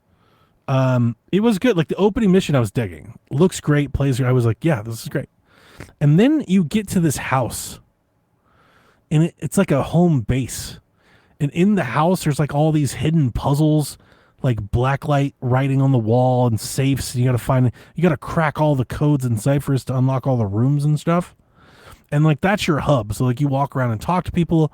And the thing that really threw me off it doesn't even make sense, but like you're running like a guerrilla operation. So you're kind of doing it like off the books. So you have to raise the money to have like training grounds and better equipment and stuff like that. It's like a part of the campaign. Now, what T told me that made me want to because I got to this house thing, walked around, kind of got a gist for it was, and it's not that I was like, oh, I hate this and I turned it off. It's like I was like, oh, I'm not feeling this right now, so I'll turn it off, and I just never wanted to go back. Like that felt like a friction. I was like, I don't want to do that. I just want to play the next. Like I would just want to play Call of Duty. Like just keep me going. And then on our Christmas show, T was like, no. He's like, I hear you. He's like, you don't have to do that stuff though. You can just go to the mission board and just keep playing the mission. Like it's optional. I didn't know that. I thought it was like, oh shit, this is the campaign? I'm not doing this. It was kind of one of those things. I need to go back to that. I need to go back to that game. And I probably will, because unless they show me something really different at Gamescom, I wasn't digging that Call of Duty trailer at the Xbox show at all. I don't think I've ever been less enthused by a Call of Duty game. I was like, what? That's the first one in a long time where I've been like, it's not been Modern Warfare. I'm like, oh, all right. I'd like to know more. Yeah, I had as all things between us, I had the opposite take. So I was like, I'm not even going to play Call of Duty this year, and I get it for free. Yeah. I'm not spending $70 on that. That's for damn sure. But like I won't do it at launch because I've been in a bunch. But I will take the new Gears of War for a spin. And what next year they said we're getting Halo, a new Gears, a Fable, a new Forza. I'll play those, sure. Yeah. But then it'll run out, and then I won't play those games. Like I honestly wonder. Like I will always buy Gears and Hellblade and Fable, but like those other games is another thing with Game Pass is like. People are right. Like I don't think I'd buy $70 Forza game. I'm like, nah, I'm not. Yeah. We both are the same way on Ubisoft. I don't buy a Ubisoft game like $70. Like I would like on Switch 2, I would as both a collector and also just like podcast fodder curiosity. Like I get to talk about it on podcasts like various stuff, but like I won't buy most Ubisoft games because I can just subscribe to the service and play them.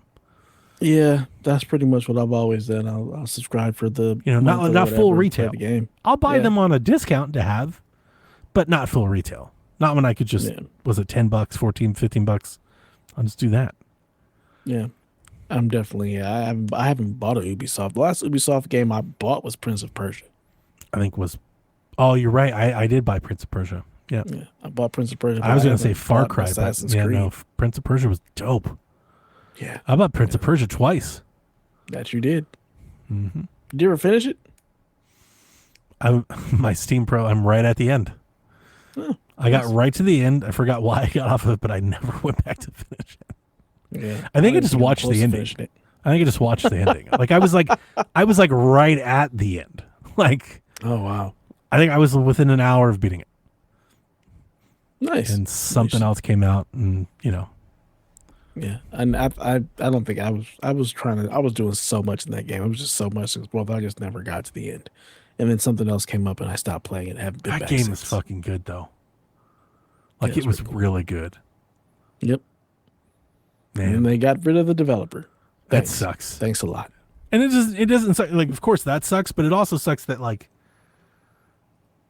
they get mocked so much, and here they are. They nailed this game, like a different game that they haven't done, and they've resurrected his IP. It's been gone for a while. They kind of did all the things that like their haters say they wouldn't do. Like, they did it and nailed it, and nobody gave a fuck. Not one person cared. And it's like, you wonder why they keep making the live service games and Assassin's Creed over and over, because like that's the shit. Because you'll buy that. You're not buying Exactly. these good games. You didn't buy Child of Light. You didn't buy Rayman. You didn't Child of Light you're was not so dope. You're not, if you're not buying them, Valiant Hearts. If you're not buying them, they're not going to make them. Yep. You get more Ubislap. That's the What was that rollerball game they did? You remember that? Yeah. Keep trying. Hey, keep putting stuff out there. We keep not buying it. The good stuff we don't buy either, and they. But they get put out mocked more for stuff. not doing it. So weird. It's Ubisoft weird. just can't win. They People are can't like, win. oh, Assassin's Creed again. It's the only game you fucking buy. I gotta wonder if they ever release a Splinter Cell, how people feel. Are they gonna be excited for Splinter Cell and actually buy it, or still be mad? It'd be very interesting if we hear, 8 days after Splinter Cell remastered or remake or whatever it is, that it's sold soft. Yeah. Yeah. Watch that. Maybe they have. That's Maybe they probably have what's Square gonna Enix happen. expectations. They're over No, here because thinking they they're Square report Enix. numbers. Yeah. The Persia numbers are like woefully bad. We're talking That's hundreds so of thousands. ridiculous. That's Like, it so was real ridiculous. bad. I don't understand. And it came out in a time when there wasn't a bunch of stuff that was coming out. It was like Sackboy's Adventure on PC bad. So ridiculous. It's a damn shame. Damn shame. Yeah, everybody play Prince of Persia. Hey, you already deleted the questions. Whoever got the Retroid Pocket 4, play Prince of Persia. I think it's on the App Store. Play that game. Yeah, do that. Do they bring it to mobile? I think I so, don't know. right? There's Android, iOS. I think that's a thing. If it's not, it should be. But I thought that was a thing. Play that game, because that's a great game. Yeah, Prince of Persia Lost Crown apps on Google Play. So yeah, Beautiful. Play that. so buy that both game. mobile and it's on iOS and Android. So yeah, It won't help you. It won't help them because they've already fired everybody. But I mean, that's a great game. You Yeah. deserve to be played. Really good. Yep. Well, it's gonna do it for this show because I have to pee. Everybody, go play Prince of Persia and let us know what you thought. Yeah. Damn good game. But until next time, hopefully Delvin has some electricity, or it's gonna be a one-man show because I ain't inviting nobody on. I ain't got time for all that. It'll just be Really? me. Just be me. Fireside chat. That starts. I'm lazy. I'd be down to an only dev show. Yeah, I'm lazy. I don't feel like reaching out and having to do all the things. So What if I just already put did? up. I don't think. Well, then that's different. Okay. If So you're I already asked if he could come tonight. show up. I asked him to come tonight, and he was like knee deep in bong hits already. And I was like, well, I won't be there next week. So like maybe they'll bring you in for that. well, there you go. There you'll have it. Yeah, then Nurse, you can show up next week. Otherwise, it'll I asked just TPR be too. me. He didn't respond. I feel like TPR has been MIA. Yeah, he's got his thing going on. So Life things. It happens. Yep. Cool. Well, until next time, ladies and gentlemen, please play some video games. Nobody's sleeping in the middle of the bed. The middle of the bed is only where you do the business. But when everybody's ready to sleep, it's the side of the bed that can't be beat. It's the middle of the bed where lovers meet. But when it comes time to slumber, it's the edges. Ooh, ooh, ooh, the edges.